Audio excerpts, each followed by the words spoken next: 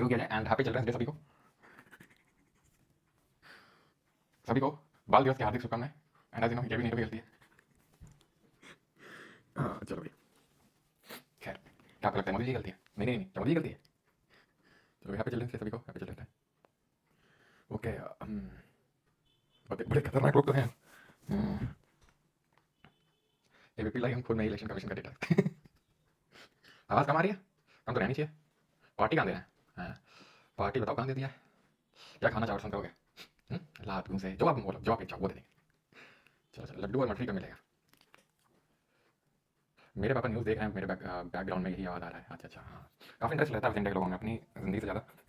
ऐसा लगता है मान लो ये पॉलिटिकल पार्टी जीत गई, मतलब कोई भी हो, ये चीज़ गई नहीं, ये तो विकास करेगी, मतलब पता नहीं क्या, कुछ तो है इन पॉलिटिशियन से, समझ रखा है हम लोग साइकोलॉजी के बारे में।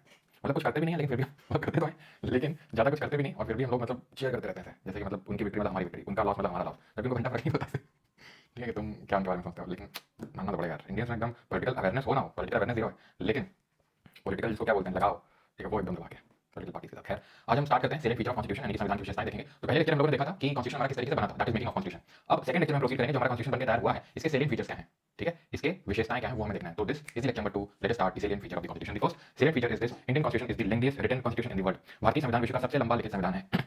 जैसे कैसे माने, नहीं मानना पड़ेगा आपको। Indian constitution is the lengthiest constitution in the world because original constitution की अगर बात करें तो 395 आर्टिकल्स थे उसमें, 395 आर्टिकल, 395 अनुच्छेद 22 भागों में विभाजित है और 8 अनुसूचियां थी, 8 शेड्यूल्स थे। अगर प्रेजेंट में बात करें तो थोड़ा सा डिफर कर सकता है नंबर, तो इसको रटने की जरूरत नहीं है, मैं आपको बता दूं ये नंबर तो रटने की जरूरत नहीं बिकॉज़ ये तो कभी चेंज होने का ना, ठीक है। और ये नंबर में अगर बात करूं प्रेजेंट के कितने आर्टिकल हैं तो आर्टिकल याद करने की जरूरत नहीं, पार्ट्स आपको ध्यान रखने 25 पार्ट 12 शेड्यूल, क्योंकि शेड्यूल या पार्ट इतनी जल्दी ऐड और डिलीट नहीं होते हैं, तो ये इंपॉर्टेंट है कि आप याद रखें ओरिजिनल में कितने थे और अभी मौजूदा समय में कितने आर्टिकल, कितने पार्ट्स, कितने शेड्यूल्स हैं। अब ये पिक्चर मैंने क्यों लगाई, ये पिक्चर से लगाई ताकि आप ये समझ सकें कि most of the things in our Indian constitution are borrowed from the other country constitution, लेकिन ऐसा नहीं कि उनको छीन लिया उनको, ठीक है, कर दिया। मेन हमने क्या किया, हमने इंस्पिरेशन ड्रॉ करी है, हमारा कॉन्स्टिट्यूशन कोई बोरो तो किया हमने, लेकिन इंस्पिरेशन ड्रॉ करी है। इंस्पिरेशन तो आप भी ड्रॉ करते हैं ना, जैसे कि अब आप क्यों, जैसे कि पहले के टाइम पे क्या होता था, पहले के टाइम पे बहुत पहले, जैसे कि हम लोग के मम्मी पापा के टाइम पे, आप पूछना आपको हो सकता है पता भी हो, जो हम पैंट पहनते थे वो नीचे से ब्रॉड होते थे, उसको उनको बोलते थे ब्रॉड होते थे, फिर वो चपटी वाली पैंट चली, फिर चपटी वाली पैंट भी चली, अब फिर से वही फैशन में ब्रॉड वाला, तो अभी ब्रॉड वाला पैंट लड़कियों खासकर काफी मैंने देखा पैंट पहने ये साथ, बाकी मैं फोटो इंस्टाग्राम वगैरह पे, तो ये सारी चीजें क्या हमें दिखाती हैं कि भाई हम भी इंस्पिरेशन ड्रॉ करते हैं, जो चल रहा है ट्रेंड में वो हम करने लगते हैं, हमारा खुद का कुछ नहीं है, ठीक है। हेयर स्टाइल अगर वो किनारे से छोटा छोटा करना है तो छोटा छोटा कर लेंगे, अभी पहले गोल कटिंग जो चलेगा वही हम चला लेंगे, मतलब जो हमारे एक्टर्स सब करेंगे वही हम करने लगते हैं। तो या फिर आप ऐसे सोच सकते हैं, एनालॉजी ड्रॉ कर सकते हो, जैसे मान लो घर बनाते तो हम यार जहाँ पर देख आए थे जो फ्लोरिंग थी ना, मतलब मार्बल लगा हुआ बहुत अच्छा था, तो वैसा लगाएंगे, पेंट जब कपड़ा अच्छा लगा तो वैसा लगाएंगे, तो इंस्पिरेशन होगा तो वैसा। Okay okay, part 7 has been deleted and new parts have been added, part number 4A 9A 9B and 14A। So there were originally, if I talk about, there were originally how many parts, 22, अभी 25 हैं, actually में 4 add किए गए, एक delete किया गया, तो 4 add किए गए तो 26, एक डिलीट किया गया तो 25। पार्ट 7 को डिलीट किया गया, पार्ट 7 को 7th अमेंडमेंट हुआ कॉन्स्टिट्यूशन में, उसे डिलीट कर दिया गया, और पार्ट 4A को, पार्ट 9A को, पार्ट 9B को और पार्ट 14A को ऐड किया कॉन्स्टिट्यूशन में अलग से। तो क्या हुआ, 25 हो गया, अभी 4 जोड़े एक हटाया गया। सर इसको 7th अमेंडमेंट से हटाया गया, हमको किससे जोड़ा गया वो नहीं बताएंगे, अब क्योंकि 7th अमेंडमेंट हम पढ़ेंगे तो है नहीं, क्योंकि वो तो आई नहीं, डिलीट हो गया, तो फिर इसलिए बता दिया कि 7th अमेंडमेंट से डिलीट हुआ, क्योंकि इनको पढ़ना है तो वहां पे देखेंगे कि किस अमेंडमेंट से ऐड किया गया, कब ऐड किया गया, सारी चीजें का वो अमेंडमेंट हुआ, ठीक है। तो ये लार्जेस्ट रिटन कॉन्स्टिट्यूशन है। अब बात यहाँ पे आ गया कि what is the difference between the written constitution and unwritten constitution, लिखित और अलिखित संविधान में क्या अंतर होता है। तो जो रिटन कॉन्स्टिट्यूशन होता है compiled and structured in systematic form, not structured, तो ये स्ट्रक्चर्ड नहीं होता। रिटन की बात करेंगे तो पूरी तरीके से स्ट्रक्चर्ड होता है, इसको कुछ लोग मिल, ठीक है, इसको कुछ लोग जो है मिलकर बैठ के बनाते हैं, जिसको हम बोलते हैं कॉन्स्टिट्यूएंट असेंबली, ठीक है, संविधान सभा बोलते हैं। संविधान सभा क्या करती है, इसको बैठ के बनाती है कॉन्स्टिट्यूएंट असेंबली, रिटन कॉन्स्टिट्यूशन कुछ लोग मिलकर बैठ के बनाते हैं। अनरिटन कॉन्स्टिट्यूशन की बात करें, जैसे एग्जांपल के तौर पे यूनाइटेड किंगडम में, यूके में, वहां पे कोई कॉन्स्टिट्यूएंट असेंबली नहीं बैठी थी, वहां पर जो भी बाई लॉज, जो भी टेम्परेरी लॉज चले आ रहे थे, जैसे कि अगर मैं इंडिया की बात करूं तो मुसलमानों में शरिया होता है, हिंदुओं में भी अपना हिंदू रिलीजियस एक्ट होते हैं, तो इन सबको अगर, ठीक है, इन सबको अगर मर्ज करके ही कॉन्स्टिट्यूशन बना दिया जाता है, इन सबको मर्ज करके कॉन्स्टिट्यूशन बोल दिया जाता है, तो उसको हम बोलते हैं अनरिटन कॉन्स्टिट्यूशन है। रिटन तो क्या है कि वो कंपाइलर स्ट्रक्चर हुआ है, वो ऐसा नहीं कि जो पहले चीजें कर रही थी उनको कंपाइल करके कॉन्स्टिट्यूशन बोल दिया गया, इसको फॉर्मली कॉन्स्टिट्यूट किया जाता है। और रिटन को अमेंड करना है, इसमें बदलाव लाना, उसमें चेंजेस लाना इज नॉट इजी, वो आसान नहीं है, ठीक है, वो आसानी से अमेंड नहीं हो सकता रिटन कॉन्स्टिट्यूशन की बात करें। और वहीं बात करें अनरिटन कॉन्स्टिट्यूशन की, तो इसको आसानी से अमेंड किया जा सकता है, it is easy to amend. Example के तौर पे यहाँ पे इंडिया और यहाँ पर आपका UK, that is United kingdom है, ठीक है। तो ये आपका व्यवस्थित रूप से संकलित और संरचित किया जाता है, वहीं पर अनरिटन वाला जो है संरचित नहीं किया जाता है, ठीक है, औपचारिक रूप से गठित होता है और ये औपचारिक रूप से गठित होता है, ठीक है, मतलब गठित नहीं होता है, औपचारिक रूप से गठित होता है, ये अनौपचारिक या फिर औपचारिक रूप से गठित नहीं होता है। संशोधन करना इसमें आसान नहीं होता है, इसमें संशोधन करना अमेंडमेंट करना आसान होता है। ओके, अब व्हाट इज अमेंडमेंट, अमेंडमेंट होती क्या चीज है, तो अमेंडमेंट की अगर बात करेंगे तो अमेंडमेंट संशोधन का मतलब होता है बदलाव, ठीक है, यानी कि जो कॉन्स्टिट्यूशन में जो भी चेंजेस किए जाते हैं, कॉन्स्टिट्यूशन की जो हमारी बुक है, ये जो कॉन्स्टिट्यूशन की बुक है, इसमें जो भी चेंजेस किए जाएंगे उन चेंजेस को क्या बोला जाएगा, उन चेंजेस को बोला जाएगा अमेंडमेंट, ठीक है। ये चीज आप थोड़ा सा ध्यान रखेंगे कि अमेंडमेंट क्या होता है। अमेंडमेंट होता है जो भी कोई फॉर्मल चेंज किया जाता है कंट्री के कॉन्स्टिट्यूशन में, that is called as amendment, okay. और कैसे क्या किया जाता है वो हम आगे देखेंगे, अभी हमारा टॉपिक नहीं होना चाहिए डिस्कशन का कि अमेंडमेंट किस तरीके से किया जाता है और कैसे क्या होता है। बस अमेंडमेंट होता क्या है, तो अमेंडमेंट होता है चेंज इन कॉन्स्टिट्यूशन, किसी चीज को ऐड करना, डिलीट करना, उसमें चेंज करना कॉन्स्टिट्यूशन में, वो अमेंडमेंट के थ्रू किया जाता है, संशोधन के थ्रू किया जाता है। दूसरा फीचर हमारे कॉन्स्टिट्यूशन का कि हमारे देश में संसदीय प्रणाली है, पार्लियामेंट्री फॉर्म ऑफ गवर्नमेंट है, ठीक है। अभी parliamentary form of government presidential में क्या अंतर होता है, जब हम पार्लियामेंट पढ़ेंगे ना तब पढ़ेंगे उसके बारे में, अभी नहीं पढ़ना है, अभी बस इतना ध्यान रखना, ये फीचर हमारे कॉन्स्टिट्यूशन का पार्लियामेंट्री फॉर्म ऑफ गवर्नमेंट। अच्छा, एक चीज ध्यान रखना, जैसे कि अभी मैंने आपको बताया था कि हमारे जो इंडियन कॉन्स्टिट्यूशन में मेजॉरिटी चीजें हमने कहीं से बोरो करी है, नहीं कहीं से इंस्पिरेशन ड्रॉ करी है, लेकिन उस चीज को अभी हमें यहाँ पे मैं नहीं पढ़ाने वाला हूँ। अगर आप फैट मैन भी आपके पास होगी बुक, तो उसमें आप देखेंगे कि इसी पर्टिकुलर चैप्टर में लिखा तो हुआ है, लेकिन एक लाइन उसमें लिखी हुई है, students are advised to read this particular topic after they have completed the entire polity. क्यों? क्योंकि अगर मैं आपको बोलूंगा जॉइंट सेटिंग ऑस्ट्रेलिया से ली गई है तो तुम्हारे मन में जॉइंट सेटिंग क्या होती है, सिंपल सी बात है, ठीक है। तो जब जॉइंट सिटिंग में पढ़ाऊंगा तो वहीं बता दूंगा कि यहाँ से लिया, तब तुमको समझ में अच्छा जॉइंट सिटिंग होती है। तो तुमको एक साथ याद करने की जरूरत नहीं है, क्योंकि तुम्हें समझना भी तो पड़ेगा। अब मैं बोलूँ कॉन्करेंट टेस्ट ऑस्ट्रेलिया से लिया है, कॉन्करेंट टेस्ट ऑस्ट्रेलिया से लिया है, ये कॉन्करेंट टेस्ट क्या होती है तुम्हारे कुछ नहीं होगा ना, सिंपल। तो जब कॉन्करेंट टेस्ट पढ़ोगे, आज ही पढ़ोगे, तो वहाँ पे बताऊंगा। तो एक साथ नहीं पढ़ना होता इसको, ठीक है, पढ़ा दिया जाता है, पता लगे, लेकिन ऐसा पढ़ना नहीं चाहिए। जब पूरा कॉन्स्टिट्यूशन पढ़ लोगे अपने आप, वहाँ अपने आप जो सोर्सेज है, कौन सी चीज कहाँ से ड्रॉ करिए, 80 से 90% आपका वहीं पे खत्म हो जाएगा। दो तीन चीजें जो एक्स्ट्रा होंगी वो देख लेंगे बाद में, या तो देखने की जरूरत नहीं पड़ेगी, पूरी कवर कर लेंगे, ठीक है। तो पार्लियामेंट्री फॉर्म ऑफ गवर्नमेंट हमने यूके से लिया, चाहे तो लिखना चाहे तो लिख सकते हैं, नहीं तो जब हम पार्लियामेंट चैप्टर पढ़ेंगे तो वहाँ देखेंगे पार्लियामेंट्री फॉर्म ऑफ गवर्नमेंट और प्रेसिडेंशियल फॉर्म ऑफ गवर्नमेंट में क्या अंतर होता है, क्या डिफरेंस होता है, ये हमने यूके से फॉलो किया है, ओके, संसदीय प्रणाली। देन आते हैं federation with a strong centre, this is important, ठीक है, federation with a strong centre, ये इंपॉर्टेंट है। ये क्या है, देखो फेडरेशन का मतलब समझो। फेडरेशन बनता है सेंटर और स्टेट से। आपको पता है कि हमारे देश में, किसी भी देश में सेंटर तो एक ही होता है ना, केंद्र सरकार तो एक ही होती है ना, मल्टीपल तो होती नहीं है, केंद्र तो एक ही होता है, स्टेट मल्टीपल होते हैं, ठीक है। स्टेट क्या होते हैं, मल्टीपल होते हैं, जैसे कि यूपी बिहार, तो यहाँ पर अलग अलग स्टेट गवर्नमेंट, जैसे बिहार में आज बनेगी नई गवर्नमेंट, ठीक है, या फिर पुरानी वाली होगी। तो इनके इसको क्या बोलते हैं, इनके बीच में जो शक्तियों का बंटवारा है, ठीक है, उसको हम क्या बोलते हैं, उसको हम बोलते हैं फेडरेशन, ठीक। अब क्वेश्चन यहाँ पे दो तरीके से बनता है, ठीक है, क्वेश्चन यहाँ पे दो तरीके से बनता है, लेकिन पहले हम ये समझ लेते हैं, this refers to the existence of more than one level of government in the country. Federalism का मतलब ये होता है कि एक से ज्यादा लेवल ऑफ गवर्नमेंट एग्जिस्ट कर रही है। जैसे भारत में त्रिस्तरीय सरकार मौजूद है, थ्री टियर गवर्नमेंट स्ट्रक्चर है, जिसमें कि एक केंद्र है, ठीक है, फिर हमारे राज्य सरकारें हैं नीचे, उसके नीचे लोकल बॉडीज यानी कि स्थानीय निकाय, जिसमें पंचायत और नगर पालिका आती हैं। Under federalism the states are not merely agents of federal government but they derive their authority from the constitution itself. यानी कि जो राज्य होते हैं ये एजेंट नहीं होते हैं सेंट्रल गवर्नमेंट के, ये अपनी अथॉरिटी खुद डिराइव करते हैं कॉन्स्टिट्यूशन से। क्यों? क्योंकि कॉन्स्टिट्यूशन में खुद इनकी अलग अलग पावर्स लिखी हुई हैं, कॉन्स्टिट्यूशन में खुद लिखा हुआ है कि अपनी सरकार बनाएंगे, अपनी इस तरीके से सरकार बनेगी, चलिए वो सारी चीजें लिखी हुई हैं। तो ऐसा नहीं है कि इनके रहमो कराम स्टेट गवर्नमेंट पल रही है सेंटर के, उनकी वो खुद अपनी अथॉरिटी डिराइव करते हैं कॉन्स्टिट्यूशन में। तो हम ये बोल सकते हैं कि हमारे कॉन्स्टिट्यूशन ने दोनों को पावर देकर रखी है, सेंटर को भी पावर दी है और जितने हमारे स्टेट हैं उनको भी पावर देकर रखी है। ये बात करूं अगर लोकल बॉडीज की, तो ओरिजिनली ये कॉन्स्टिट्यूशन में नहीं थे, यानी कि ओरिजिनली कॉन्स्टिट्यूशन डेफिनेशन नहीं रखा था लोकल बॉडीज को, पंचायत नगर पालिका को। वो तो 1992 में 1992 में जाके जब हम पंचायत नगर पालिका पढ़ेंगे तो वहां जाने के तब जाके लोकल बॉडीज करके भी कुछ बनाया गया। लेकिन अभी लोकल बॉडीज को छोड़ दो पूरा, अभी फोकस करो सेंटर और स्टेट पे कि भाई कॉन्स्टिट्यूशन ने सेंटर को भी पावर दे रखी है और स्टेट को भी पावर दे रखी है। सेंटर भी गवर्नमेंट बनाओ तुम्हारी ये पावर है, स्टेट तुम भी गवर्नमेंट बनाओ तुम ये पावर है तुम्हारी। लेकिन है क्या, इंडिया का जो फेडरेशन है, इंडिया का जो फेडरेशन है उस पे उसको क्वाजी फेडरल बोलते हैं, उसको कोऑपरेटिव फेडरलिज्म तो कहीं बार्गेनिंग फेडरलिज्म बोलता है। तो किसी ने फेडरेशन विद सेंट्रलाइजिंग टेंडेंसी बोला इसको। क्यों ऐसा बोला, क्यों ऐसा बोला? क्योंकि जो हमारा फेडरेशन है, ध्यान से समझते हैं ना बेटा, रिपीट नहीं करूंगा, ये सोचोगे वंस मोर तुम्हारा एक ध्यान तुम्हारा बिहार चुनाव में और एक इधर है ना, ऐसे चल नहीं पाएगा, ठीक है। फोकस कर लेना यहाँ पे, क्योंकि ये फिर दिक्कत होती है इसमें लोगों को कि कौन सा फेडरल फीचर कौन सा सेंट्रल फीचर। ध्यान सुनना, तो फेडरेशन जो है तो कॉन्स्टिट्यूशन ने सेंटर को पावर देकर रखी, स्टेट को पावर दे रखी। लेकिन मैंने क्या बोला, मैंने ये बोला कि कुछ लोगों ने ये कमेंट करी इंडिया के फेडरेशन पे कि वो क्वाजी फेडरल है, वो कोऑपरेटिव फेडरलिज्म है, वो बार्गेनिंग फेडरलिज्म है। इंडिया का फेडरेशन जो है उसमें सेंट्रलाइजिंग टेंडेंसी देखने को मिलती है, ऐसा आयोजनिक ने बोला।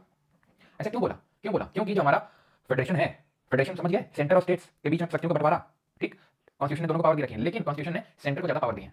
वो कैसे, वो कैसे? वो ऐसे है कि कल को अगर आपातकाल लग जाए, नेशनल इमरजेंसी, कल को अगर आपातकाल घोषित हो जाए, इमरजेंसी डिक्लेयर हो जाए, तो उस केस में सेंट्रल गवर्नमेंट को पूरी अथॉरिटी मिल जाती है स्टेट गवर्नमेंट के ऊपर। इवन वो उनके लिए कानून भी बना सकते हैं, ठीक है। अगर राष्ट्रपति शासन लग जाए तो पूरा सेंटर का कंट्रोल स्टेट पे आ जाता है, ठीक है। यहाँ तक कि जो राज्यपाल की नियुक्ति होती है, जो एक राज्य का मुखिया होता है, एक राज्य का हेड होता है, वो भी अपॉइंट कौन करता है, वो भी अपॉइंट सेंटर करता है। तो इससे हमें ये समझ में आ रहा है कि सेंटर और स्टेट के बीच में पावर्स का डिवीजन तो है, लेकिन सेंटर को ज्यादा पावर्स मिल रखी है, सेंटर को ज्यादा पावर मिल रखी है। इसीलिए इन लोगों ने बोला क्वाजी फेडरल। क्वाजी फेडरल मतलब वो फेडरल पूरा फेडरल नहीं है, थोड़ा फेडरल है, लेकिन थोड़ा सेंटर को पावर ज्यादा मिल रखी है। ये बोला था केसी वेयर ने, याद रखना है।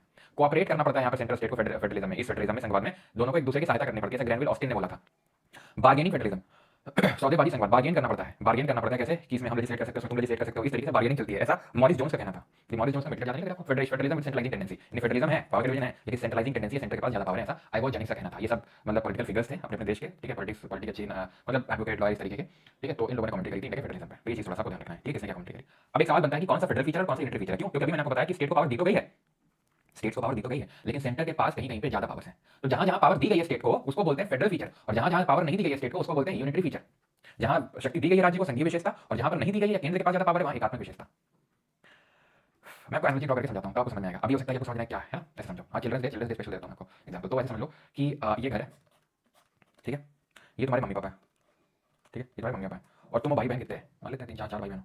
ये एक रूम है, ये एक रूम है, ये एक रूम है, ये एक रूम है, तुम 4 भाई बहन हो, तुम्हारी अलग अलग रूम है, तुमको खूब ऑटोनॉमी है कि तुम जो चाहो वो करो अपने रूम में, ठीक है, जो चाहो वो अपने रूम में करो, जब उठना है, जब सोना है, जो करना है वो करो अपने रूम पे। लेकिन कहीं कहीं क्या है, पैसे मांगने तुम्हें मम्मी पापा से जाना पड़ेगा, घर से बाहर निकलना है कि नहीं वो तुमसे तुम्हें मम्मी पापा से पूछने जाना पड़ेगा, कुछ और अगर बड़े डिसीजन लेने मम्मी पापा पूछना पड़ेगा, कुछ इमरजेंसी सिचुएशन आ गई कि भाई तुम्हारी हालत खराब हो गई, तुम्हारी हेल्थ में बुखार आ गया, तुम्हारा एक्सीडेंट हो गया, तो तुम्हारे रूम में आके आ सकते हैं, तुम्हारी प्राइवेसी को कर सकते हैं कि भाई क्योंकि उनका काम है तुम्हारी देख रेख करना। एक्जैक्टली यही काम है ये सेंटर, एक्जैक्टली सर, एक्जैक्टली। अभी समझ मैंने पैसे एनालॉजी ड्रॉ करके आपको समझाया। जो हेल्थ वाला एग्जांपल दिया ना, ये प्रेसिडेंट रूल पढ़ाऊंगा तो समझ में आएगा। जब स्टेट की हेल्थ खराब होती है कि वहाँ की कॉन्स्टिट्यूशन मशीनरी का ब्रेकडाउन होता है, तो सेंटर जो है पावर में आ जाता है, सेंटर कंट्रोल ले लेता है स्टेट का, ठीक है। सेंटर जो होता है वो डायरेक्शन देता है स्टेट को कुछ मैटर्स पे। तो इस तरीके ये समझो, तो ये समझ में आपको यानी पावर है स्टेट के पास, जैसे कि लिखित संविधान है, जैसे ऐसे समझ लो बाई कैबिनेट में दूसरे विधानमंडल है। तो एक हमारा लोकसभा भी और एक राज्यसभा भी है, ठीक। राज्यसभा में कहाँ से लोग आते हैं? राज्यसभा में जो राज्य के लोग हैं वो इनडायरेक्टली भेजते हैं सेंटर में। अभी बताओ मुझे, तुम इतना तुमको पता होगा, ठीक है, कि सेंटर में केंद्र की अगर मैं जब बात करूं तो केंद्र में लोकसभा और राज्यसभा होता है कि नहीं होता? राज्यसभा में लोग राज्यों से ही तो आ रहे हैं, जो राज्य की विधानसभाएं हैं, जो राज्य की विधानसभाएं हैं, लेजिस्लेटिव असेंबली वही तो भेज रही हैं, वही तो भेज रही है। तो एक तरीके से राज्यों को रिप्रेजेंटेशन मिल रखा है सेंटर में, तो ये फेडरल फीचर होगा। फेडरल फीचर क्या है? जहां पर स्टेट को पावर मिल रखी है, डुअल गवर्नमेंट है, दोहरी सरकार है, केंद्र में होती है राज्य में होती है, उनको पावर मिल रखी है। न्यायपालिका स्वतंत्र है तो न्यायपालिका स्वतंत्र है, यानी कि वो डिपेंडेंट नहीं है, क्योंकि डिपेंडेंट होती तो केंद्र का उस पर कंट्रोल होता, तो इंडिपेंडेंट है इसलिए वो फेडरल फीचर है। संविधान हमारा लिखित है इसलिए वो रिजिड है, उसको इतना देखो हमारा संविधान भी ना जैसे कि हमारा फेडरल फीचर है, कम प्योर फेडरल नहीं है, सेंटर को पावर ज्यादा मिल रही है। इसी तरह हमारा संविधान ना तो प्योर रिजिड है और ना प्योर फ्लेक्सिबल है, यानी कि कुछ ऐसी चीजें हैं जो आसानी से संशोधित नहीं हो सकती हैं और कुछ ऐसी चीजें हैं जो आसानी से संशोधित हो सकती हैं। तो रिजिडिटी ऑफ कॉन्स्टिट्यूशन यानी वो पार्ट ऑफ कॉन्स्टिट्यूशन, संविधान का वो भाग जो आसानी से संशोधित नहीं हो सकता है, वो फेडरल फीचर में आएगा, और जो आसानी से संशोधित हो सकता है यानी कि flexibility of constitution, flexible part of the constitution, flexibility of the constitution, ठीक है, ये आपका यूनिटरी फीचर में आएगा। क्यों यूनिटरी में आएगा? क्योंकि आसानी से अमेंड करके, अमेंड कौन करता है? वो हम आगे देखेंगे। संविधान में कोई भी बदलाव वो सिर्फ केंद्र ही कर सकता है, राज्य का बहुत ही लिमिटेड रोल होता है, वो भी कहीं कहीं पे। तो करता कौन है संशोधन? केंद्र। तो अगर इसको रिजिड ना रखा गया, ठीक है, तो सब कुछ अमेंड कर देगा केंद्र अपने फेवर में, तो जो फ्लेक्सिबल पार्ट है उसको यूनिटरी फीचर बोलेंगे, लेकिन रिजिड पार्ट को फेडरल फीचर बोलेंगे। संविधान की सर्वोच्चता यानी supremacy of the constitution, constitution हमारा सुप्रीम सर्वोच्च है, तो भी आपका फेडरल फीचर में आएगा। और यूनिटरी में क्या आता है? एक ही संविधान, एक ना होता है दो, जैसे मान लो एक ही घर और एक ही रूम है, उसी में सबको रहना है, उसी में सबको रहना है, क्योंकि मम्मी पापा तो बहुत से करके, मम्मी पापा की चलेगी, जब उठेंगे तब उठना पड़ेगा, जब सोएंगे तब सोना पड़ेगा, जब बोलेंगे पढ़ो तो पढ़ना पड़ेगा, कुछ अलग से कर भी नहीं सकते हैं, कुछ अलग की और जो गतिविधियां होती हैं जो अपने रूम में कर पाते हैं वो गतिविधियां नहीं कर पाएंगे। तो सिंगल है, सिंगल सिटीजनशिप एकल नागरिकता, एकल नागरिकता तो राज्यों की भी एक नागरिकता होती है, जो कि नहीं है। जुडिशरी इंटीग्रेटेड है, यानी कि ऐसा नहीं कि हाईकोर्ट की जो मन मर्जी वो करेंगे ना, सुप्रीम कोर्ट ने अगर कुछ बोला है तो हाईकोर्ट को मानना पड़ेगा, ठीक है। इंटीग्रेटेड जुडिशरी है। अखिल भारतीय सेवाएं और इंडिया सर्विसेज हैं, जो 312 में लिखी हुई हैं, जिसमें 3 आती हैं Indian administrative service, IAS officer, Indian police service और IFS that is Indian forest service, foreign नहीं फॉरेस्ट जंगल। तो ये अब ये क्यों यूनिटरी फीचर है? क्योंकि इनकी नियुक्ति सब कुछ अपॉइंटमेंट सब ट्रेनिंग वाला डिपार्टमेंट ऑफ पर्सनल ट्रेनिंग सब करता है, लेकिन इनकी नियुक्ति कहां पे जाके होती है? इनकी नियुक्ति अपॉइंटमेंट होती है जाके स्टेट में। तो कर कौन रहा है सब कुछ? इनकी सब अपॉइंटमेंट सिलेक्शन कौन करवा रहा है? केंद्र करवा रहा है, लेकिन इनकी जाके कहां पे सब कर रहा है? स्टेट में कर रही है। इमरजेंसी प्रोविजन हो गया, appointment of governors bye centre, जो राज्यपालों की नियुक्ति करता है केंद्र, क्योंकि राज्यपाल एक राज्य का मुखिया होता है, तो राज्य का मुखिया कायदे से राज्य को चुनना चाहिए, लेकिन भेज कौन रहा है? केंद्र भेज रहा है। तो ये भी आपका यूनिटरी फीचर आएगा, और ये हमने कनाडा से लिया है। कहां से लिया? कनाडा से, ठीक है। Governor, appointment of governor bye centre, even जो हमने ये लिया ना फेडरेशन विद स्ट्रांग सेंटर, ये फेडरेशन विद स्ट्रांग सेंटर है ना, ये हमने कनाडा से बोरो किया है। अब किसी को डाउट तो पूछो। What is single citizenship? जब सिटीजनशिप पढ़ाऊंगा तो डिटेल में बताऊंगा एक नागरिकता क्या होती है। अभी के लिए समझ लो कि सबके पास भारत की नागरिकता है। यूएसए में जैसे यूएसए में 2 सिटीजनशिप चलती है, तो वहां पर आप यूएसए का नागरिक होगी, प्लस जिस राज्य में मान लो कि जहां भी रह रहे हो सैन फ्रांसिस्को वगैरह में, तो वहां की भी नागरिकता होती है। इट इज लाइक सेइंग कि भाई आपके पास भारत की नागरिकता और उत्तर प्रदेश बिहार की नागरिकता, लेकिन भारत में ऐसा नहीं चलता। भारत में सिर्फ आपके पास भारत की नागरिकता होती है, निवासी होते हो आप उत्तर प्रदेश और बिहार के।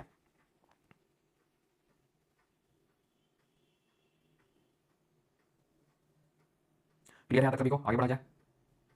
ओके, बाई कैमरिज्म का मतलब होता है द्विसदनीय विधानमंडल, Lok Sabha Rajya Sabha. Rigidity of constitution का मतलब है संविधान का वो भाग जिसको आसानी से संशोधित नहीं किया जा सकता, neither part of the constitution which can not be easily amended. आवाज है कितनी बढ़ाएं भाई?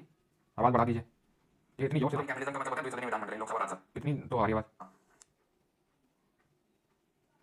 ठीक है, दो सरकार। चलो भाई, तो अभी आते हैं चौथे वाले पे, and that is separation of power, ठीक है। सेपरेशन ऑफ पावर पे आते हैं अभी। शुरू किया जाए। शक्तियों का पृथक्करण, शक्तियों का बंटवारा हम बोल सकते हैं, ठीक है, शक्तियों का बंटवारा। ओके, चलो, तो शक्तियों का बंटवारा का मतलब क्या है? देखो, there are 3 organs of government, यानी सरकार के 3 अंग होते हैं। कौन कौन से? विधायिका, कार्यपालिका, न्यायपालिका, legislature, executive and judiciary. Legislature का काम होता है कानून बनाने का। लेजिस्लेचर क्या होता है? लेजिस्लेचर होता है केंद्र में लोकसभा, राज्यसभा, ये केंद्र के लेजिस्लेचर है, विधायिका है, ये जो कानून बनाते हैं। कानून अगर बनाना होता है तो उसको लोकसभा राज्यसभा दोनों से पास करना होता है, विधेयक को, बिल को, तब वो जाके कानून बनता है, ठीक। उस कानून को लागू कौन करता है? जैसे कि कानून बना है मोटर व्हीकल एक्ट की, अगर कोई बिना हेलमेट के दिख गया तो 1000 रुपये का चालान है, तो ये कौन लागू कर रहा है? कौन इसको एक्चुअल में लागू कर रहा है, कैरी आउट कर रहा है? तो ट्रैफिक पुलिस वाला कर रहा है, ठीक है। तो मतलब गवर्नमेंट कर रही है, ठीक है, गवर्नमेंट के लोग कर रहे हैं। तो सर ये भी गवर्नमेंट नहीं भाई, ये गवर्नमेंट नहीं होती, लोकसभा राज्यसभा गवर्नमेंट नहीं बोलते हैं। आप तुम पॉलिटी पढ़ने आ चुके हो, ठीक है, तो तुम्हें वो चाय वाली चर्चा नहीं करनी है कि ये गवर्नमेंट है, गवर्नमेंट नहीं, वो लेजिस्लेचर बोलते हैं, उसको विधायिका बोलते हैं, लोकसभा राज्यसभा। गवर्नमेंट इस लेजिस्लेचर का पार्ट है, हिस्सा है। सरकार के लोग बैठते हैं लोकसभा राज्यसभा में और फिर विपक्ष के लोगों से सवाल पूछते हैं, जब सवाल पूछते हैं तो क्या होते हैं? एंटी नेशनल होते हैं, ठीक है। तो एग्जीक्यूटिव की अगर बात करेंगे, कार्यपालिका की अगर बात करेंगे, तो कार्यपालिका का काम क्या होता है? जो भी कानून बना है उसको ग्राउंड लेवल पे इंप्लीमेंट करना। सरकार जैसे सरकार मोदी जी हैं और उनके जितने भी मंत्री हैं और उनके अंदर जो भी सब है, इवन आप आईएएस ऑफिसर, ये सब एग्जीक्यूटिव का ही पार्ट है जो लॉ को कैरी आउट कर रहे हैं। कई बार आपने देखा होगा आजकल वीडियो आते रहते हैं, जज ने पीसीएस ऑफिसर, आईएएस ऑफिसर को एसडीएम डीएम को बुला के लगा दिया वहीं पे। क्यों? कि भाई तुम कानून को सिखाओगे तो हमें बताओगे कि लॉ क्या होता है और कैसे क्या होता है। तो कार्यपालिका का काम ये होता है तो कानून का निरीक्षण करना, मूल्यांकन करना कि जो विधायिका ने कानून बनाया है वो सही है भी या नहीं है, और फिर सही तरीके से उसको लागू भी किया जा रहा है कि नहीं किया जा रहा है, कि मनमर्जी तरीके से पुलिस डंडे मार रही है, जो मना रहा है वो कर रही है। जुडिशरी का काम 2 है, तो कानून को भी चेक करना कि कानून सही है कि नहीं है, और दूसरा सही तरीके से बना है कि नहीं बना है, और दूसरा सही तरीके से लागू हो रहा है कि नहीं हो रहा है। 1000 रुपये का चला है, ठीक है, चलान तो ऐसा तो नहीं कि वो 5000 रुपये ले रहा है, घूस ले रहा है, तो वो सब जुडिशरी का काम होता है देखने का, ठीक। तो ये 3 ऑर्गन्स होते हैं किसी भी गवर्नमेंट के, किसी भी सरकार के 3 अंग होते हैं। अब भारत में क्या है, या फिर अगर मैं बात करूं पहले तो मैं अमेरिका का एग्जांपल देता हूं, ठीक है, या फिर ऐसे समझ लो कि इन तीनों में सेपरेशन होना चाहिए, पृथक्करण होना चाहिए। सेपरेशन जब मैं बोलता हूं तो इसका मतलब क्या होता है? सेपरेशन का मतलब ये होता है कि अगर कानून बनाने का काम विधायिका का है तो यही कानून बनाए, ये ना बनाए, ये ना बनाए। अगर कानून को इंप्लीमेंट करने का काम इसका है तो ये ना करे, ये ना करे। अगर ये देखने का काम कि कानून सही है कि नहीं, सही तरीके से इंप्लीमेंट हो रहा है कि नहीं इसका है, तो ये और ये उस काम में दखलंदाजी ना करें। इसका मतलब होता है स्ट्रिक्ट सेपरेशन ऑफ पावर, जो कि इंडिया में नहीं है। इंडिया में सेपरेशन ऑफ पावर तो है, लेकिन स्ट्रिक्ट सेपरेशन ऑफ पावर नहीं है जैसे कि यूएस में। क्यों नहीं है भारत में? क्यों नहीं है भारत में? भारत में इसलिए नहीं है, पहला कारण तो मैंने तुमको बता दिया, अनोइंगली, दैट वाज कि एग्जीक्यूटिव जो है वो लेजिस्लेचर का पार्ट है। समझे नहीं सर? अभी क्या बताया मैंने? मोदी जी और उनके जो मंत्रिमंडल में एग्जीक्यूटिव है वो गवर्नमेंट है। कहां बैठते हैं? लोकसभा राज्यसभा में तो बैठते हैं, उनका अलग से कोई हाउस है नहीं, उनका अलग से कोई हाउस है नहीं, उसी में बैठते हैं। और ये क्या लेजिस्लेचर, ये बड़ा डब्बा में जो 2 डब्बे दिख रहे हैं, क्या लेजिस्लेचर? इन्हीं में छोटे-छोटे गोले बने हुए, ये गवर्नमेंट है। तो executive is the part of legislature. तो जो चीज किसी का पार्ट है तो उसे अलग कैसे हो सकता है वो? Because executive is the part of legislature. समझ रहे हैं आप? यानी एग्जीक्यूटिव भी लॉ मेकिंग में इन्वॉल्व है, ठीक है। वो बात अलग है कि लॉ को इंप्लीमेंट करने का काम एग्जीक्यूटिव का ही है और उस पे रिव्यू करने का काम जुडिशरी। तो अच्छा, तो इसीलिए बोल रहे हैं क्या कि वो एग्जीक्यूटिव पार्ट है लेजिस्लेचर का, क्योंकि लोकसभा राज्यसभा में ही गवर्नमेंट लोग बैठते हैं, तो अच्छा इसीलिए होगा। सिर्फ यही नहीं है, सिर्फ यही कारण नहीं है, और भी कारण है। जैसे कि और कारण क्या है? और कारण ये है कि कई बार ऐसा होता है कि न्यायपालिका क्या करती है, कोई कानून बनता है उसको नल एंड वॉइड कर देती है। अभी ये केस हुआ था तो तुम समझ नहीं पाओगे उसको, तमिलनाडु वाला केस, लेकिन कई बार ऐसा होता है कि हम आगे देखेंगे कि जुडिशरी एग्जीक्यूटिव लेजिस्लेचर का काम करने लगती है, उसका काम करने लगती है। जैसे कि कहीं पे इस तरह की घटना हो जाती है जो बहुत ही सीवियर घटना होती है, न्यायपालिका तुरंत एक्शन में आती है और बोलती है कि इनको इतना मुआवजा दो या फिर इनको ये करो, तो मतलब जो काम एग्जीक्यूटिव का होना चाहिए था वो जुडिशरी करने लगती है। तो इसलिए इंडिया में स्ट्रिक्ट सेपरेशन ऑफ पावर नहीं, सेपरेशन तो है, कानून ये बनाता है, उसको लागू ये करता है और न्याय भी ये देता है, लेकिन कई बार होता है इसके उसमें घुस जाता है, ये तो है ही इसका पार्ट। तो इसलिए हम स्ट्रिक्ट सेपरेशन ऑफ पावर नहीं बोलते हैं, इनफैक्ट हम बोल देते हैं कि इंडिया में डिवीजन ऑफ फंक्शंस है। क्या है? डिवीजन ऑफ फंक्शंस है। स्ट्रिक्ट सेपरेशन ऑफ पावर तो बिल्कुल नहीं है, स्ट्रिक्ट सेपरेशन ऑफ पावर तो बिल्कुल नहीं है, जो यूएस में देखने को मिलता है। यूएस में प्रेसिडेंशियल फॉर्म ऑफ गवर्नमेंट है। अब ये सारा गेम क्या होता है वो मैं पार्लियामेंट पढ़ाऊंगा तो बताऊंगा। ऐसे समझ लो कि डोनाल्ड भैया लेजिस्लेचर का पार्ट नहीं है, डोनाल्ड भैया और उनकी जो पूरी कैबिनेट है वो लेजिस्लेचर का पार्ट है ही नहीं, क्योंकि यहाँ पे है कि executive should be drawn from the legislature, मतलब जो लोकसभा और राज्य, अरे भैया 18 लोकसभा के चुनाव हुए थे, अरे हुए थे कि नहीं हुए थे चुनाव भी, ठीक, तो जो चुनाव जीत के आए वही एग्जीक्यूटिव का पार्ट बन सकते हैं। ठीक है, जो गवर्नमेंट है वो लेजिस्लेचर से निकाली जानी चाहिए। अब ये भी थोड़ा डीप है, डीप ऐसे है कि जैसे एस जयशंकर है, कोई चुनाव जीत के नहीं आए लेकिन फिर भी विदेश मंत्री हैं, उसका कारण अलग है उनका, क्योंकि वो राज्यसभा के सदस्य हैं। ठीक है, तो वो हम आगे पढ़ेंगे जब हम आर्टिकल नंबर 75 वहां पर देखेंगे तब। लेकिन अभी के लिए समझ लो इंडिया में सेपरेशन ऑफ पावर तो है लेकिन स्ट्रिक्ट सेपरेशन ऑफ पावर नहीं है, इसलिए हम बोल देते हैं कि इंडिया में डिवीजन ऑफ फंक्शंस है इंस्टेड। ये बात गले उतरी कि नहीं उतरी, जल्दी बताओ, समझ में आई थी चीज? सर आपके हिसाब से कौन सा होना चाहिए, कौन सा क्या होना चाहिए?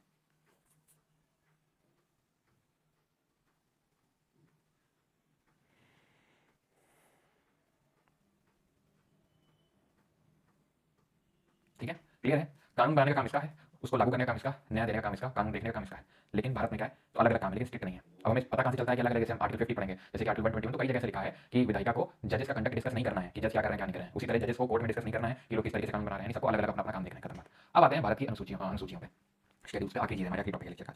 तो शेड्यूल्स होते क्या है? शेड्यूल्स जैसे कि अभी हम स्टार्टिंग में देखा था कि जब भारतीय संविधान बना था तो 395 आर्टिकल थे, 395 अनुच्छेद थे, 22 भागों में विभाजित थे और 8 अनुसूचियां थी, अभी 12 हो गई। तो वो तो समझ में आता है, भाग है, पार्ट है। इट इज लाइक कि भाई जैसे हमारे बुक में एक पार्ट होता है और एक पार्ट में बहुत सारे चैप्टर होते हैं, तो पार्ट ये हो गया और चैप्टर ये हो गया। लेकिन शेड्यूल्स क्या है? तो शेड्यूल्स क्या है? शेड्यूल्स वो हैं जो चीजों को आर्टिकल में डिटेल में नहीं लिखा जा सकता था, आर्टिकल में वहां पर बहुत लंबा हो जाता वो, इसलिए अलग से हमने शेड्यूल जोड़ दिया और वो डिटेल वाली चीज वहां पे डाल दी हमने। तो ऐसे 12 शेड्यूल्स हैं जहां चीजें डिटेल में डली हुई हैं। जैसे कि पहला अनुसूची बात करता है, सर टिक टिक मत करना, लास्ट में बताएंगे वो, ठीक है। पहला अनुसूची पहला शेड्यूल बोलता है names of states and duties and their territorial jurisdiction, राज्यों और केंद्र शासित प्रदेशों के नाम और उनका क्षेत्रीय अधिकार क्षेत्र। जितने भी भारत में 28 राज्य हैं और 8 केंद्र शासित प्रदेश हैं, यूनियन टेरिटरीज हैं, उन सबका नाम यहाँ पे लिखा हुआ है और उनका क्षेत्र अधिकार लिखा हुआ है कि उनका टेरिटोरियल जुरिसडिक्शन कितना होगा, कहाँ कहाँ तक इनका क्षेत्र अधिकार होगा, वो पहली अनुसूची में लिखा हुआ है। ठीक, दूसरे की बात करें तो provision relating to the emolument and allowances of these, मतलब president, vice president, governor, speaker, deputy speaker, chairman, deputy chairman, जजेस, कैग, इन सब का लिखा हुआ है यहाँ पर कितना भत्ता, कितना पैसा इनको मिलेगा। कुछ ऐसे करके भी याद कर सकते हैं। पीसीएस, पी से हो जाएगा प्रेसिडेंट और वाइस प्रेसिडेंट, सी से हो जाएगा आपका कैग, एस से हो जाएगा जजेस, जजेस ऑफ सुप्रीम कोर्ट और हाई कोर्ट, वैसे याद कर लो। पी से याद कर लो प्रेसिडेंट और वाइस प्रेसिडेंट, सी से याद कर लो कौन, सी से याद कर लो कैग, एस से याद कर लो सुप्रीम कोर्ट और हाई कोर्ट के जजेस, ठीक है, यानी कि सुप्रीम कोर्ट और हाई कोर्ट के जजेस हो गए वो, और ऐसे याद कर लो स्पीकर और डिप्टी स्पीकर, चेयरमैन और डिप्टी चेयरमैन, चेयरमैन और डिप्टी चेयरमैन। ठीक है, तो लोकसभा में होते हैं स्पीकर और डिप्टी स्पीकर और राज्यसभा में होते हैं चेयरमैन और डिप्टी चेयरमैन। ठीक है, क्लियर थी चीज? ओके, तो प्रेसिडेंट वाइस प्रेसिडेंट होते हैं, कैग होता है, सुप्रीम कोर्ट हाई कोर्ट के जजेस होते हैं, speaker, deputy speaker, chairman, deputy chairman, ये सब लोग इसमें होते हैं। थर्ड में आते हैं, तीसरे वाले में लिखा हुआ है oath and affirmations of ministers, MPs, MLAs, जजेस, कैग, इन सबकी ओथ और अफर्मेशन लिखी हुई है। ओथ और अफर्मेशन क्या होती है? तो ओथ वो लोग लेते हैं जो लोग आस्तिक होते हैं, अफर्मेशन वो लोग लेते हैं जो नास्तिक होते हैं। ठीक है, जो भगवान पे विश्वास नहीं रखते, तो भगवान की शपथ ले रहे हैं तो ओथ, नहीं ले रहे हैं तो अफर्मेशन। ठीक है, तो इसमें किस किसकी ओथ अफर्मेशन लिखी हुई? मिनिस्टर, मिनिस्टर सिर्फ केंद्र के नहीं राज्यों के भी। ऐसे मत सोचना कि राज्यों की कोई अलग शेड्यूल्स बने होते हैं, नहीं। ठीक है, तो यूनियन स्टेट के मिनिस्टर जो है, एमपी यानी कि सांसद, मेंबर ऑफ पार्लियामेंट, एमएलए यानी कि विधायक, MLA member of legislative assembly, जजेस, कैग। ध्यान देने वाली बात यह है कि यहाँ पर प्रेसिडेंट और वाइस प्रेसिडेंट नहीं है, यहाँ पे शेड्यूल 3 में प्रेसिडेंट और वाइस प्रेसिडेंट नहीं है, यहाँ पर राष्ट्रपति और उपराष्ट्रपति यहाँ पर ओथ इन्फॉर्मेशन नहीं लिखी हुई है, जो कि सेकंड शेड्यूल में मेंशन है उनके एमोल्यूमेंट और अलाउंसेस के बारे में। ठीक है, अब आते हैं शेड्यूल 4 पे, यानी चौथी अनुसूची पे, which talks about allocation of seats in Rajya Sabha. Rajya Sabha में सीटों का आवंटन दिया है कि राज्यसभा में किस हिसाब से सीटों का आवंटन होगा, किस राज्य से कितनी सीटें निकल के आएंगी। ठीक है, कल कभी कहां निकला है। ठीक है, तो किस राज्य से कितनी सीटें निकल के आएंगी वो यहाँ पे लिखा हुआ है। तो भारत में राज्यसभा में, वो हम राज्यसभा पढ़ेंगे तो वहाँ देखेंगे कि अनइक्वल डिस्ट्रीब्यूशन है, यानी कि बराबर तरीके से डिस्ट्रीब्यूशन नहीं है, सीटों का आवंटन नहीं है। तो allocation of seats in Rajya Sabha schedule 4 में दिया हुआ है चौथी अनुसूची में। देन आते हैं पांचवीं वाली पे। अब पांचवीं और छठवीं जरा ध्यान समझना, मेन जो दिक्कत होती है 5, 6, 7 में, ज्यादा जो सवाल बनते हैं 5, 6, 7 और 8, 5, 6, 7, 8 इन्हीं से बनते हैं, 5, 6, 7, 8। ठीक, और कंफ्यूजन होगा 5 और 6 में, पहले बता दिया तुम, ताकि अगर तुम नींद के आगोश में हो या जाने वाले हो, ठीक है, समझ लग रहा है तो ना जाओ तुम। ठीक है, बॉटल कहाँ गया, चलो कोई नहीं। ठीक है, तो नींद के आगोश में अगर जा रहे हो तो जरा उठ जाओगी। शेड्यूल 5 में लिखा हुआ है provision relating to the administration of schedule areas and schedule tribes of Andhra, Chhattisgarh, Maharashtra, Jharkhand, Madhya Pradesh, Gujarat, Himachal, Orissa, Rajasthan, Telangana. कितने हो गए? 10 राज्य हो गए। शेड्यूल 6 में लिखा provision relating to the administration of tribal areas of Assam, Tripura, Meghalaya, Mizoram. कितने राज्य हो गए? 4 हो गए। हमारे भारत में कुछ ऐसे राज्य हैं जहाँ पे जनजातियाँ रहती हैं, जहाँ पे ट्राइबल पॉपुलेशन रहती है। तो जहाँ जहाँ पे ये जनसंख्या रहती है, जहाँ जहाँ पे ट्राइबल पॉपुलेशन रहती है, उस जगह को हम 5th या 6th शेड्यूल का स्टेटस दे देते हैं। समझ आएगा? अब तुम्हारे मन में आएगा डाउट कि तो फिर अंतर क्या है? दोनों में भी बोल रहे हो कि जहाँ जनजाति रहती है उसको 5वां 6वां कर देंगे स्टेटस। अंतर क्या है? अंतर ये है कि जो 6वां वाला है वो सिर्फ इन 4 राज्यों में लागू होता है। हाँ, तो वैसे तो 5वां वाला भी तो सिर्फ 10 में ही होता है। नहीं, तुम समझ नहीं रहे हो। हम ये कहना चाह रहे हैं कि ये सिर्फ नॉर्थ ईस्ट के ही है, यहाँ कोई दिख रहा है नॉर्थ ईस्ट के अलावा? 4 नॉर्थ ईस्ट के हैं। और संविधान जब बना था तो ओरिजिनली लिखे गए थे सिर्फ इन चारों के नाम। ठीक, और अगर मान लो किसी और राज्य को देना है 6 शेड्यूल का स्टेटस, तो क्या होगा? तो अमेंडमेंट करना पड़ेगा, कॉन्स्टिट्यूशन में संविधान करना पड़ेगा, संविधान संशोधन करना पड़ेगा। इसकी अगर बात करें तो अगर ये स्टेटस देना है किसी को तो वो देश का राष्ट्रपति दे सकता है, प्रेसिडेंट। ये जो है 5th शेड्यूल ये सिर्फ डील करता है उन ट्राइबल स्टेट से जो central part, northern part, southern part of India से बिलोंग करते हैं, नॉर्थ ईस्ट से नहीं। तो नॉर्थ ईस्ट में स्पेशल क्या है कि उनको अलग से शेड्यूल में डाला गया है, क्योंकि उनकी ज्योग्राफी अलग है, उनका कल्चर बहुत अलग है, सोशल कल्चर भी बहुत अलग है बाकी टाइप से भी वो। तो इसलिए उनके स्पेशल एडमिनिस्ट्रेशन के लिए उनको स्पेशल शेड्यूल में डाला गया। असम, त्रिपुरा, मेघालय, मिजोरम। याद रख सकते हैं ATM without money, Assam, Tripura, Meghalaya, और मनी नहीं है तो मणिपुर नहीं है, मिजोरम है। एटीएम मनी याद करना, एटीएम मनी, ATM मनी, लेकिन इसमें मनी नहीं है, मणिपुर नहीं है, ध्यान रखना इस पे, ये ध्यान रखना होता है कि जब आता है क्वेश्चन तो मणिपुर डालता है। अब ये 10 राज्यों में, ये 4 राज्यों में, ये इसके लिए संवैधानिक संशोधन करना पड़ता है, ये प्रेसिडेंट घोषित कर सकता है। तो तुम मुझे बताओ किसको ज्यादा ऑटोनॉमी मिल रहा है? ऑटोनॉमी क्या? अरे भैया मेरे क्यों दिया जाता है इसको? जैसे मान लो यहाँ ट्राइब बहुत रहती है, ये ट्राइबल है, ये फिफ्थ शेड्यूल का स्टेटस मिल गया। पहली बात तो तुम ध्यान रखना, चाहे फिफ्थ हो चाहे सिक्स्थ हो शेड्यूल, ये पूरे राज्य को नहीं मिलता है कि आंध्र प्रदेश जो है पूरा राज्य फिफ्थ शेड्यूल में नहीं। आंध्र प्रदेश में जो कोई छोटा सा जगह होगी जहाँ ट्राइबल पॉपुलेशन ज्यादा होगी तो उसको फिफ्थ शेड्यूल कैटेगरी में डाल दिया गया। तो वहां पे होता यह है कि बिना राज्यपाल की अनुमति के कोई भी वहां पे चीज लागू नहीं होती है, तो राज्यपाल का मेन कंट्रोल होता है वहां पे। लेकिन एक ट्राइबल एडवाइजरी काउंसिल होती है, ट्राइबल एडवाइजरी काउंसिल होती है, जिसकी रिकमेंडेशन ली जाती है, जिसे पूछा जाता है अगर लैंड को, जमीन को वहां की ट्रांसफर करना किसी नॉन ट्राइबल को, ट्राइबल की लैंड को किसी नॉन ट्राइबल को ट्रांसफर करना, इनकी परमिशन के बिना नहीं किया जा सकता है। और जो बाकी चीजें हैं वो गवर्नर क्या करता है, गवर्नर की परमिशन के बिना कोई भी केंद्र का राज्य का कानून नहीं लागू होता है यहाँ पे, और वहां पर इनकी एडवाइस ली जाती है, सिर्फ इनकी एडवाइस ली जाती है। और राज्यपाल, ध्यान सुनना, खासकर वो स्टूडेंट जो अगर सीडीएस समझ रहे हैं पीसीएस वगैरह का, यहाँ से बहुत दबा के क्वेश्चन बनते हैं यूपीएससी में, तो ठीक है। तो गवर्नर को हर साल एक रिपोर्ट भेजनी होती है, प्रेसिडेंट को देनी होती है सेंटर में, और अगर मान लो कि governor fails to do so, अगर वो रिपोर्ट नहीं मिल रही तो कुछ एक्स्ट्राऑर्डिनरी सर्कमस्टेंसेस पे उस पर्टिकुलर जगह पे जो शेड्यूल एरिया है वहां पर सेंटर का भी कंट्रोल हो सकता है, some in very some few circumstances. छठवीं वाली पे आ जाओ, सिक्स्थ में यहाँ क्या होता है, इनको बहुत बहुत ज्यादा ऑटोनॉमी है। यहाँ पर होती है एडीसी, ऑटोनॉमस डिस्ट्रिक्ट काउंसिल। इनकी इतनी पावर होती है कि कानून भी यहाँ का यही बनाते हैं। फिफ्थ में क्या बोला था कि कोई भी कानून जो बनाया गया है भाई केंद्र और राज्य, वो इनकी परमिशन लेनी पड़ती है, या फिर गवर्नर वो होता है, गवर्नर इनकी परमिशन में बोल रहे एडवाइस लेता है, जो बनाएगा गवर्नर वो करेगा, लेकिन बस इनकी एडवाइस ले लेगा, बस इनकी एडवाइस ले लेगा। यहाँ पे क्या छठवीं में ये खुद ही बनाते हैं लॉ, ऐसा नहीं कि लॉ आएगा तो हमसे पूछा जाएगा कि करें कि ना करें, यहाँ पे तो भी नहीं, यहाँ पे बस एडवाइस दी जा रही है कि बताओ करें ना करें, तो ना भी करें तो भी किया जा सकता है, एडवाइस दी जाती है यहाँ पर। यहाँ पे क्या खुद ही कानून बनाते हैं, यानी कि इनके पास खुद की जगह की थोड़ी सी कमी को देखते हुए यहाँ पर छोटा छोटा लिखने का प्रयास किया जाएगा, ठीक है। लेजिस्लेटिव पावर्स होती हैं इनके पास, खुद की जुडिशियल पावर होती है इनके पास, खुद की टैक्सेशन पावर्स होती हैं, power to control land power होती है, यानी कि इनके power to control the land, तो ये सारी पावर होती है ऑटोनॉमस डिस्ट्रिक्ट काउंसिल की, ठीक। तो अंतर समझ आया तुमको? क्या अंतर समझ में आया? वही लद्दाख वांट्स इट, आरएमसी का है, वही लद्दाख वांट्स इट। तो लद्दाख के साथ क्या होता है पता है, जम्मू कश्मीर स्टेट था, उसी में अंदर लद्दाख भी आता था, 2019 में उसको खत्म किया गया आर्टिकल 317 को, और जेएनके लद्दाख को अलग यूटी बनाया गया। लद्दाख वाज हैप्पी कि उसको पावर्स मिलेगी, ऑटोनॉमी मिलेगी। हाँ सोना मार्क्स की डिमांड कर रहे हैं, ओके, हाँ रोला है इनका, ठीक है। चलो, तो देवर हैप्पी कि भाई इनको कुछ ऑटोनॉमी मिलेगी, है ना, हो सकता है लेजिस्लेटिव असेंबली मिलेगी खुद को, जब इनको अभी पावर नहीं मिल पा रही थी, जम्मू कश्मीर में ही लेजिस्लेटिव असेंबली थी, लद्दाख में तो कुछ था नहीं, तो लद्दाख साइड लाइन फील हो रहा था, लद्दाखीज और हैप्पी चलो अब हम अलग से यूटी बन गए, अब हमें पावर मिलेंगी। लेकिन उनको चीट फील हुआ, उनको धोखा फील हुआ कि भाई उनको ना तो जो उनको प्रॉमिस किया गया था कुछ नहीं दिया गया, जिसलिए वो खुश हुए थे, जिसलिए उस डिसीजन जो गवर्नमेंट का था, तो हमने सपोर्ट किया था गवर्नमेंट का, उन्हें कुछ नहीं मिला। तो इन्होंने लद्दाखीज ने 6 शेड्यूल का स्टेटस का मांग किया। क्यों? क्योंकि अभी मैंने बताया 6 शेड्यूल वहां पर वो आ गया तो एडीसी सेटअप हो जाएंगी, और फिर उनके पास बहुत पावर होती है कानून बनाने की, judicial taxation, land even transfer किसी को नहीं करी जा सकती है। अब ये इनकी कंसर्न है, क्यों चाहते हैं 6 शेड्यूल? क्योंकि अभी आपको पता है कि जैसे अडानी जी को जमीन दी गई, वहां पर पूरे सोलर प्लांट लगाएंगे, ऐसे और भी, क्योंकि अब वहां पर कोई भी जाके जमीन खरीद सकता है, कोई भी बाहरी भी वहां पे जा सकता है, जमीन खरीद सकता है, वहां डेवलपमेंट हो सकता है, सब कुछ हो सकता है वहां पर। लेकिन लद्दाखीज का मानना है कि हम ये नहीं चाहते हैं, क्योंकि हिमालयन रीजन बहुत ही इकोलॉजिकल सेंसिटिव है, जो कि सही भी है, इकोलॉजिकल सेंसिटिव है। अगर वहां पे हर जगह डेवलपमेंट कर देंगे तो फिर हमारी जो डाइवर्सिटी है उसका मतलब क्या रहेगा, हमारी जो फ्रेजाइल इकोसिस्टम है वो तो रहेगा ही नहीं। जो आज टूरिज्म के जाते हैं लद्दाख में तो कुछ बचेगा ही नहीं अगर हर जगह, क्योंकि डेवलपमेंट का मतलब हर जगह सेम नहीं होता है। हमने इनको क्यों दे रखा है त्रिपुरा मेघालय मिजोरम? अब अगर अंडमान निकोबार में जाके जहां पर जरावा ट्राइब रह रही है उनको बोला मैं रोड बना देंगे, उनको लात मार के भगा देंगे, भाई उनको नहीं चाहिए रोड, उनको चाहिए उनकी प्राइवेसी। उनके लिए डेवलपमेंट रोड बनना नहीं है, उनके लिए डेवलपमेंट है कि शांति का जीवन, ठीक है। तुम्हारे लिए होगा कि रोड बन गया, ब्रिज बन गया और हसल कल्चर और फलाना कल्चर नहीं, उनको है कि भाई हम करके खाते हैं, जाते हैं चैन को सोते रात में, वही हमारे लिए जीवन है, ठीक है। हमें मत सिखाओ डेवलपमेंट क्या होता है। तो वही है इनका भी कहना है कि अगर यहाँ पर बाहर आएंगे तो उनकी जॉब चली जाएंगी, ठीक है। यहाँ का जो सोशल जो कल्चर है वो पूरा तहस नहस हो जाएगा, जो उनका एक डिस्टिंक्ट कल्चर है। अब इनको क्यों दिया गया शेड्यूल में असम, त्रिपुरा, मेघालय, मिजोरम? क्योंकि इनका डिस्टिंक्ट कल्चर है, लैंग्वेज है, बहुत अलग है, मेन ट्राइबल ग्रुप से भी बहुत अलग है, इसलिए इनको फिफ्थ शेड्यूल में नहीं, इनके लिए अलग से शेड्यूल क्रिएट किया गया। तो ऐसा लद्दाखी सभी मानना है कि हमें भी दिया जाए, तो दैट हमारी लैंड किसी को ऐसे ट्रांसफर न करी जा सके, ठीक है। यहाँ पर रैपिड इस तरीके का फालतू डेवलपमेंट ना हो, हमारा जो कल्चर है वो प्रोटेक्ट हो, जो हमारी बुद्धिस्ट कम्युनिटी है, यहाँ पर बुद्धिस्ट और मुस्लिम्स हैं, तो वो प्रोटेक्ट हो सके। तो ये इनकी डिमांड है, जिसकी वजह से गवर्नमेंट का ये कहना है कि हम दे नहीं सकते। क्यों नहीं दे सकते? क्योंकि शेड्यूल में तो सिर्फ 4 राज्यों का मेंशन कर रखा है कॉन्स्टिट्यूशन में, तो वो तो पॉसिबल नहीं, बिल्कुल पॉसिबल है वो। अगर कॉन्स्टिट्यूशन में अमेंडमेंट, क्योंकि मैंने बताया कॉन्स्टिट्यूशन में अमेंडमेंट करना पड़ता है इसके लिए, शेड्यूल में फिफ्थ में कुछ अमेंडमेंट नहीं है, उसमें से प्रेसिडेंट डिक्लेयर कर देगा। इसके लिए अमेंडमेंट की अगर लद्दाख को जोड़ना है तो यहाँ पर आपको एक और यूटी जोड़ना पड़ेगा, असम, त्रिपुरा, मेघालय, मिजोरम, लद्दाख, जो कि गवर्नमेंट चाहे तो कर सकती है। अगर वो बिल लाएगी भी तो ऑब्वियस बात है ऑपोजिशन में उसका अपोज करेगा नहीं, फॉर द ऑब्वियस रीजंस, ठीक है। तो वो हो जाएगा, लेकिन गवर्नमेंट का ये नहीं, उसमें 4 राज्य हैं और उसमें कैसे इंक्लूड कर सकते हैं। तो ये लद्दाख का मेन इशू है, ठीक है। Why not Manipur? क्योंकि मणिपुर में नीड नहीं होगी, जो कॉन्स्टिट्यूशन मेकर्स को नहीं लगा कि मणिपुर में कुछ ऐसा अलग ट्राइबल कल्चर है तो हम मणिपुर को उसमें डालें। पाकिस्तान गया था ट्राइब सेव करने, I was waiting for this. Pakistan क्यों गया था सोना मार्चुक? सोना मार्चुक का ये कहना था, एक वहाँ पर कॉन्फ्रेंस हुई थी जहाँ पर सभी देश के लोग आए थे, तो उसमें मैं भी इन्वाइटेड था, मतलब ये सोना मार्चुक कहना था, नॉट सपोर्टिंग है, ना ये मेरा कोई लेना देना है, ठीक है। तो बस उनका ये कहना था कि वहाँ पर क्योंकि बुलाया गया था, कोई तो कॉन्फ्रेंस हुई थी, मुझे एक्चुअली याद नहीं है, तो वहाँ गया था। इवन मैंने वहाँ पर इंडिया को लेकर कुछ तो मतलब चीज़ें अच्छा ही बोला था, इंडिया यूनिटी को लेकर कुछ तो उन्होंने किया था, मतलब बोला था, लेकिन जो मुझे पता नहीं हो सकता, आप लोग को ज़्यादा बताओ through different social media handles. Pakistan क्यों गया था सोना मार्चुक? मतलब पाकिस्तान गया था, ठीक है, एंटी नेशनल है जो भी है, ठीक है, लेकिन ठीक है, इफ योर लॉजिक इसकी वो पाकिस्तान गया था so my question is demand सही है कि नहीं है उनके लोगों की? The question is this.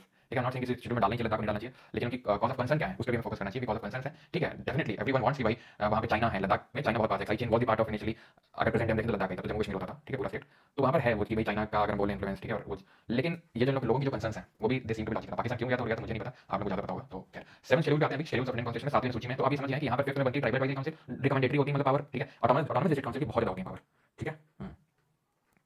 Okay, तो ऑटोनॉमस डिस्ट्रिक्ट जो काउंसिल होती है एडीसी, इनकी बहुत ज़्यादा पावर होती है, राइट। सर भाई south Indian states are not in the schedule, तो वहाँ पे नहीं है ऐसा कोई ट्राइबल ग्रुप, इसमें नहीं है। आलू के पराठे खाने का, अच्छा आलू के पराठे खाने का था, कल को पाके मिल गया तब, अरे क्या भाई सोना मांग तो क्या उठा के ले जाएगा क्या पाकिस्तान? चलो भाई, तो खैर मतलब मेन वो होना चाहिए ना कि भैया बिठा के बात करो वो सारी चीज़ें, खैर जो भी, मुझे क्या ही लेना देना, ठीक है। तो क्योंकि लेना देना तो होता है, लेकिन मैं डिस्कस इसलिए नहीं करता हूँ क्योंकि तुम लोग क्या ना, तुम लोग का ब्लैक एंड व्हाइट चीज़ें चलती हैं। अगर मैंने कुछ इसके फेवर बोल दिया तो सर लगता है भाग है बीजेपी के, इसके बारे में लगता है सर कांग्रेस ही है सर, तो इसलिए मैं ज़्यादा चीज़ों में कमेंट्री करना नहीं चाहूँगा, ठीक है। मतलब सीरियस वाले स्टूडेंट होते हैं, सीरियस वहाँ पर कर देता हूँ, थोड़े से मैच्योर ज़्यादा मुझे लगता है, बाकी यहाँ मैं अवॉइड करता हूँ क्योंकि तुम लोग की चीज़ें ब्लैक एंड व्हाइट में चलती हैं। तो शेड्यूल 7 पे आते हैं, ठीक है। शेड्यूल 7 की अगर बात करूँगा तो यूनियन लिस्ट, स्टेट लिस्ट और कॉन्करेंट लिस्ट, 3 लिस्ट दी हुई है इसमें। क्या है ये लिस्ट? तो इन लिस्ट में कुछ सब्जेक्ट लिखे हुए हैं। क्या है ये सब्जेक्ट? वो चीज़ें जिस पे कानून बनाया जा सकता है, केंद्र के द्वारा तो वो यूनियन लिस्ट में, राज्य के द्वारा तो उस राज्य सूची में, और अगर दोनों के द्वारा तो समवर्ती सूची में, ठीक है। अगर केंद्र के द्वारा कानून बनाया जा सकता है तो संघ सूची, अगर राज्य के द्वारा बनाया जा सकता है तो राज्य सूची में वो सब्जेक्ट है, और अगर दोनों के द्वारा बनाया जा सकता है तो कॉन्करेंट लिस्ट में, समवर्ती सूची में उसको रखते हैं। ओके, तो पहले इसमें 97 सब्जेक्ट हुआ करते थे, अभी 100 ऐसे सब्जेक्ट है जिसमें कि पार्लियामेंट लॉ बना सकता है। स्टेट लिस्ट में ओरिजिनली 66 थे, अभी 61 है, और कॉन्करेंट लिस्ट में अगर बात करें तो 47 थे ओरिजिनली और अभी 52 है टोटल। तो यूनियन लिस्ट में 97 सब्जेक्ट थे, अभी 100 है, स्टेट लिस्ट में 66 थे, अभी 61 है, और कॉन्करेंट में 47 थे और अभी 52 है, ठीक है। यानी कि यूनियन कॉन्करेंट में बड़े हैं, स्टेट में घटे हैं। तो समझ में आया, यूनियन लिस्ट में जितने भी सब्जेक्ट है उस पे सिर्फ देश की संसद कानून बना सकती है, स्टेट लिस्ट में जितने भी सब्जेक्ट है उस पे राज्य का विधानमंडल कानून बना सकता है, और कॉन्करेंट समवर्ती में दोनों बना सकते हैं। लेकिन अब हम देखेंगे कि अगर दोनों ने बना दिया तो क्या होगा, तो ध्यान रखना, अगर, ठीक है, अगर दोनों ने बना दिया तो सेंटर का प्रिवेल करता है। अभी क्वेश्चन पूछा गया था, सेंटर का प्रिवेल करता है, अभी सवाल पूछा गया था आई थिंक सीजीएल के प्री में, दैट वाज कि किस केस में स्टेट का प्रिवेल कर जाता है। मतलब मैंने बोला कॉन्करेंट में दोनों बना सकते हैं, केंद्र भी और राज्य भी, लेकिन अगर दोनों ने बना दिया तो केंद्र का चलेगा, राज्य का नहीं। लेकिन राज्य का चलेगा सिर्फ एक कंडीशन में, चल सकता है, लेकिन सिर्फ एक कंडीशन में तब चल सकता है जब उस बिल को, जो भी कोई भी कानून बनता है तो पहले बिल आता है ना, तो उस बिल को राष्ट्रपति के लिए रिजर्व करके रखा गया था, राष्ट्रपति ने, ठीक है, बिल एसेंटेड बाय प्रेसिडेंट, उस पर सहमति दी राष्ट्रपति ने, ठीक है। जब हम पढ़ेंगे तो हम देखेंगे कि कोई भी बिल कानून तभी बनता है, विधेयक कानून तभी बनता है, कोई बिल एक्ट तभी बनता है, लॉ तभी बनता है जब उस पर राष्ट्रपति ठप्पा लगाता है केंद्र में, राज्य में राज्यपाल ठप्पा लगाता है। लेकिन कुछ राज्य के ऐसे विधेयक होते हैं जिसमें कि राष्ट्रपति ठप्पा लगाता है। तो अगर ऐसा कोई स्टेट का बिल है जो कि कंकरेंट लिस्ट के सब्जेक्ट बनाएगा, उस पर राष्ट्रपति ने ठप्पा लगाया तो प्रिवेल कर सकता है वो, ठीक। अब यूनियन लिस्ट में कौन कौन से सब्जेक्ट हैं, स्टेट लिस्ट में कौन कौन से सब्जेक्ट हैं और कॉन्करेंट में कौन है वो देखिए। अब 100 सब्जेक्ट है, 100 तो याद कर नहीं पाओगे यूनियन लिस्ट के, जो इंपॉर्टेंट वाले हैं वो यहाँ पर मैंने लिख दिए हैं, ठीक। इंपॉर्टेंट वाले यहाँ पर मैंने लिख दिए हैं, जैसे defence, arms and emission, atomic energy, citizenship, Airways, interstate trade and commerce. जहां पर भी इंटरस्टेट दिखे ना, इंटरस्टेट यूनियन मारना सीधा, इंटरस्टेट कहीं दिखे यूनियन मारना, ठीक है। ज्यादातर जगहों में आपको यूनियन देखने को मिलेगा। Banking, foreign affairs, labour mine, census, ठीक है, सेंसस हो गया, ये सब आएंगे इसी में, एक्सेट्रा। स्टेट लिस्ट में public order, local government, health, pilgrimage, liquor and daru, agriculture, fisheries, betting and gambling, ठीक है। लैंड हो गया, लैंड है, लैंड भी लिख लो, वो सब इसमें आएगा स्टेट में। कंकरेंट में मैरिज डाइवोर्स है ना, शादी ब्याह, कोई सुलझा पाया तो सेंटर में नहीं सुलझाते, स्टेट में बोलते हैं यार, मतलब बेटा लाइक बीच में डाल दिया है मैरिज डाइवोर्स, कोई तो देख नहीं पाएगा तो यूनियन के पास आएगा। तो पहले तो वैसे याद कर लो, याद करने की ट्रिक है कि मैरिज डाइवोर्स है, कोई सुलझा तो पता नहीं, तो यूनियन के पास आएगा तो बोलते हैं स्टेट के पास जाओ, स्टेट के पास यूनियन के पास जाओ, तो ऐसे मैरिज डाइवोर्स बीच रख दिया। इंसॉल्वेंसी एंड बैंक्रप्सी का मतलब होता है जैसे कोई दिवालिया हो गया, कोई लोन नहीं भर पा रहा है तो उसको लेके जो सारी चीजें होती हैं। ट्रेड एंड लेबर होता है, इलेक्ट्रिसिटी हो गया, एजुकेशन हो गया, वेट्स एंड मेजर्स हो गया, सब इसमें आते हैं। और सेक्टर में लिखा हुआ मतलब इतने ही नहीं है, यूनियन लिस्ट में 100 है, इसमें स्टेट में 61 है और कंकरेंट में 52 है, तो सब रट नहीं पाओगे। तो फिर तो यही बात याद करने क्या, देखो यहाँ पर मैंने इंपॉर्टेंट वाले लिखे हैं, लेकिन ऐसा नहीं कि इससे बाहर जाएगा नहीं। तो एक चीज याद रखो, दैट इज कि यूनियन लिस्ट में वो वाले सब्जेक्ट हैं which are kind of concerned with national security, ठीक है, concerned with national security, foreign affairs, ठीक है, foreign affairs, then they are very kind of, ठीक है, नेशनल सिक्योरिटी से एसोसिएटेड हैं, फॉरेन अफेयर्स से एसोसिएटेड हैं, ठीक है, और बहुत ही ज्यादा एक्सपेंसिव हैं, लेकिन नेशनल सिक्योरिटी, फॉरेन अफेयर्स, ये सब स्टेट लिस्ट में आएंगे। जैसे लोकल लेवल पे चीजें हैं, लोकल लेवल पे चीजें हैं, लैंड से, जमीन से जुड़ी हुई चीजें, ये आसमान से जुड़ी हुई चीजें, ये जमीन से, ये क्या पुल है, एक दोनों के बीच में ब्रिज है, land, local land, police, agriculture, ठीक है, हेल्थ, ये सारी चीजें इसमें आएंगी। ओके, तो जो राज्य से जुड़ी हैं, छोटी छोटी चीजें, जो पूरे देश में बड़ी बड़ी चीजें एसोसिएटेड, बिग एक्सपेंसिव, वो यूनियन में आएंगी, जो छोटी है वो स्टेट में आएंगी, और कंकरेंट बीच में आ जाएंगे आपकी। जैसे कोई झगड़े नहीं सुलझा पाता तो बीच में, मैरिज डाइवोर्स बीच में, इंसॉल्वेंसी बैंक्रप्सी बीच में। अब ये कुछ सब्जेक्ट्स थे, ठीक है। अच्छा, रेजिडुअल लिस्ट क्या होती है? These subjects are not included in the union list, state list और कंकरेंट लिस्ट। ये सब्जेक्ट तीनों लिस्ट में नहीं होते हैं, यानी कोई एक ऐसा सब्जेक्ट, कोई एक ऐसी चीज आ गई और फिर पता चला ये सब्जेक्ट तो ना तो यूनियन लिस्ट में है, ना स्टेट लिस्ट में और ना कंकरेंट लिस्ट में, तो उस पर्टिकुलर सब्जेक्ट को हम बोलते हैं कि रेजिडुअल लिस्ट में है, और उस पे लॉ बनाने का पावर पार्लियामेंट के पास होता है। समझ में आई चीज? यानी कि कोई एक ऐसा सब्जेक्ट निकल के आ गया जो ना तो यूनियन लिस्ट में, ना तो स्टेट में, ना तो कंकरेंट में, तो उसको बोलते हैं रेजिडुअल लिस्ट में, और उस पे पावर लॉ बनाने का किसके पास है? पार्लियामेंट के पास। ये कुछ वो सब्जेक्ट हैं जिनको की ट्रांसफर किया गया था from state list to concurrent list, इसको किया गया था 42nd अमेंडमेंट से। जरा देखेंगे क्या सब्जेक्ट है। अच्छा, रैंडम से मेरे दिमाग में क्वेश्चन है, कुछ लोग मुझसे पूछ रहे थे कि पाकिस्तान क्यों गया था, तो मुझे तो पता नहीं, मैंने अभी बोला, ठीक है। आप मुझे बताइए थोड़ा सा क्यों गया था, मैं जानना चाहता हूँ, सच में जानना चाहता हूँ क्यों गया था, मुझे पता नहीं है, लेकिन मैंने सुना पाकिस्तान क्यों गया था, बता क्या कारण था, और क्या मतलब पैसे लेने गए थे पाकिस्तान से? भी पैसे दे दो, ऑनलाइन तो तुम ट्रांसफर कर नहीं सकते हो, तो पैसे बता दो, रणनीति बता दो कि फोन तो चलता नहीं है, कि फोन में बताया जा सकता है, नहीं तो बता दो जल्दी क्या करना, वही हम कर देंगे। ऐसा था क्या? ऐसा था क्या? क्या था? जल्दी बताओ, कहीं तो तुमने पढ़ा होगा ना, कहीं तो देखा होगा कि पाकिस्तान गया था, क्यों गया था, क्या क्या किया, तो क्या किया था, किस लिए गया था, कि पूछने गया था कि बताओ आगे क्या करना है, कि फोन जैसे फोन जो है, फोन तो है नहीं हमारे पास, तुम बात तो कर नहीं सकते, और ऑनलाइन में पैसा ट्रांसफर किया नहीं जा सकता, किसी और उठा, तो बताओ क्या करना है, क्या था? चलो, अच्छा आपकी तारीफ, अच्छा हमारी तारीफ करने गए थे क्या? अच्छा, रिसर्च करके बताएंगे, ओके। अच्छा, हवाला से पैसा लेने गया था, अच्छा अच्छा। यूएस वाला नहीं समझा, यूएस वाला मतलब हानिया आमिर से मिलने, अच्छा, पर मुझे जाना भी नहीं है क्योंकि ओके। हानिया आमिर लाहौर की बिरयानी खाने, नेहरू जी की वजह से, अच्छा। नो कमेंट्स, हाँ चलो खैर। तो ये समझिए आप, education, forest, weights and measure, protection wild animals and birds, administration, justice, इन सब्जेक्ट को ट्रांसफर किया गया था फ्रॉम कॉन्करेंट लिस्ट, नहीं from state list to concurrent list. Concurrent list को ध्यान रखना, इसको हमने लिया है ऑस्ट्रेलिया के कॉन्स्टिट्यूशन से, ऑस्ट्रेलिया से। और ये जो प्रोविजन है जहां पर हम रेसिडुअरी लिस्ट के जो भी पावर है वो पार्लियामेंट को दे रखी है, बॉरोड फ्रॉम कनाडा, ठीक है, बॉरोड फ्रॉम कैनेडियन कॉन्स्टिट्यूशन, तो ध्यान रखना कनाडा से बॉरो किया इनको, ठीक है। चलो, तो 8वीं सूची में आए उससे पहले हमें कुछ देखना है। क्या देखना है सर? क्या कुछ दिखाने वाले सर? हाँ हाँ दिखाने वाले, देखो। तो कुछ ऐसे सिनेरियोज होते हैं, 5 सिनेरियोज होते हैं, ये 5 स्पेशल केसेस होते हैं जहां पे पार्लियामेंट और union can legislate on state list का सब्जेक्ट। यानी कि जो स्टेट लिस्ट है, क्या बात कर रहे हैं, बोल रहे थे यूनियन लिस्ट में है, पार्लियामेंट बनाएगा, स्टेट में स्टेट लेजिस्लेचर बनाएगा, दोनों बनाएंगे, बिल्कुल बिल्कुल बनाएंगे। लेकिन कुछ ऐसी कंडीशन आ जाती है जहां पर स्टेट लिस्ट के भी सब्जेक्ट में यूनियन यानी पार्लियामेंट लॉ बना सकता है। वो क्या है? पहला पहला पहला पहला देखो, पहला क्या है? पहला है अगर देश में राष्ट्रीय आपातकाल लगाओ, नेशनल इमरजेंसी। और ये चीज़ जो लोग मुझे व्हाट्सएप करते रहते हैं, तो कृपया मत करिए, मैं व्हाट्सएप इंस्टॉल कर दिया, मैं परेशान आ गया था कुछ दिनों से, पिछले 10 दिनों से व्हाट्सएप बिल्कुल नहीं चल रहा था, तो अपनी क्वेरीज आ रही थी, मैं आंसर नहीं कर पा रहा था उनके, इसलिए मैंने उसको अनइंस्टॉल कर दिया, मेरा दिमाग खराब हो गया था, ठीक है। मैं हिंसा का कार्य हो जाता हूँ जैसे मैं उसको चलाता हूँ ना, लेकिन भयंकर इतना बेकार चल रहा है, पता नहीं क्या हो गया उसमें, ठीक है। तो इसलिए कृपया मैसेज मत करिए आप लोग, ठीक है। तो नेशनल इमरजेंसी हो गया, राष्ट्रीय आपातकाल। दूसरा है प्रेसिडेंट रूल, राष्ट्रपति शासन, ठीक है। प्रेसिडेंट रूल लगा होगा स्टेट में, तो भी अगर राष्ट्रीय आपातकाल लगा हो, तो अगर राष्ट्रपति शासन लगा हो तो स्टेट लिस्ट के उस पे वो बना सकता है लॉ, ठीक है। तीसरा, इफ टू और मोर स्टेट्स आस्क पार्लियामेंट और आस्क सेंटर की, जैसे कि यूपी एमपी या फिर 2 और मिलकर बोल दें सेंटर से कि हमारे लिए लॉ बना दो, इसमें हमसे बन नहीं रहा है, बना दो क्या, तो वैसा ठीक है। वो जो कानून बनेगा वो सिर्फ उन्हीं राज्यों के लिए वैलिड होगा, ऐसा नहीं कि वो पूरे देश में सारे राज्यों के लिए वैलिड हो जाएगा। ये अगर बात करेंगे तो ठीक है, नेशनल इमरजेंसी में अगर नेशनल इमरजेंसी में अगर कोई भी कानून बनाया है राष्ट्रीय आपातकाल के केस में, संसद ने कोई भी राज्य की सूची में सब्जेक्ट में लॉ बनाया है, तो वो 6 महीने आपातकाल खत्म होने के 6 महीने बाद तक रहेगा, बस खत्म। ये वाला रहेगा तब तक जब तक कि नई जो गवर्नमेंट बनती है वो उसको रिपील ना कर दे। चौथा है to enforce any international treaty, मान लो कि भारत इंटरनेशनल ट्रीटी, किसी अंतर्राष्ट्रीय संधि का को उसने मान्यता दी कि इंटरनेशनल ट्रीटी, अब उसमें कोई प्रोविजन है, ठीक है, कि अपने जो अपनी मतलब कोई भी मान लो ऑर्गेनाइजेशन, मान लो पुलिस ऑर्गेनाइजेशन, पुलिस को लेकर राज्य बना सकती है कानून, तो उस संधि का ये कहना है, मतलब उस ट्रीटी में ये है कि जो भी इसका मेंबर बनेगा कंट्री, जो भी कंट्रीज का मेंबर बनेगा, सदस्य बनेगा, उसको अपनी पुलिस के लिए ये ड्रेस रखनी है, ठीक है। पुलिस के लिए ये चीजें करनी है क्योंकि अच्छी कंडीशन हो, लिविंग कंडीशन हो, तो वो पार्लियामेंट में लॉ बना सकती है, क्योंकि India is a member of that, तो उसको करना ही पड़ेगा अगर मेंबर है उस ट्रीटी का, और उसमें स्टेट पे रिलाई नहीं कर सकता। पांचवा है अगर if Rajya Sabha gives parliament this power, कौन सी पावर है ये पावर लॉ बनाने की, तो राज्यसभा अगर बोल दे, कैसे स्पेशल मेजोरिटी से, एक तरह की मेजोरिटी होती है, विशेष बहुमत होता है, अगर इसे पास करके राज्यसभा बोल दे पार्लियामेंट को कि बना दो, तो बना सकती है पार्लियामेंट, ठीक है। ये 5 सिनेरियो ध्यान रखना है। अब आते हैं 8वीं सूची पे, इसमें लिखी हुई भाषाएं, ऑफिशियल लैंग्वेजेस, पहले थी 14 अब है 22, पहले थी 14 अब है 22, पहले तो दिल्ली 14 अब है कितनी, अब है 22 टोटल लैंग्वेजेस, याद रहेगा, ठीक है।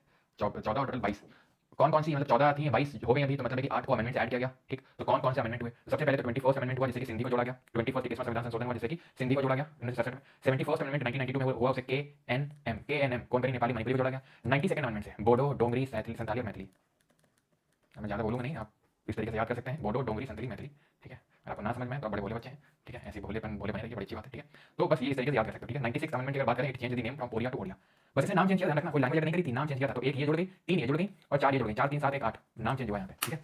अब यहीं तक की अनुसूचियाँ जो कि किसी न किसी अमेंडमेंट से, सॉरी, जो कि ओरिजिनली हमारे कॉन्स्टिट्यूशन का पार्ट थी, बाद में जो भी हुई, ठीक है, बाद में आवाज़ आ रही है, मैं काफ़ी दूर हूँ अभी, बॉटल बाहर रखी थी।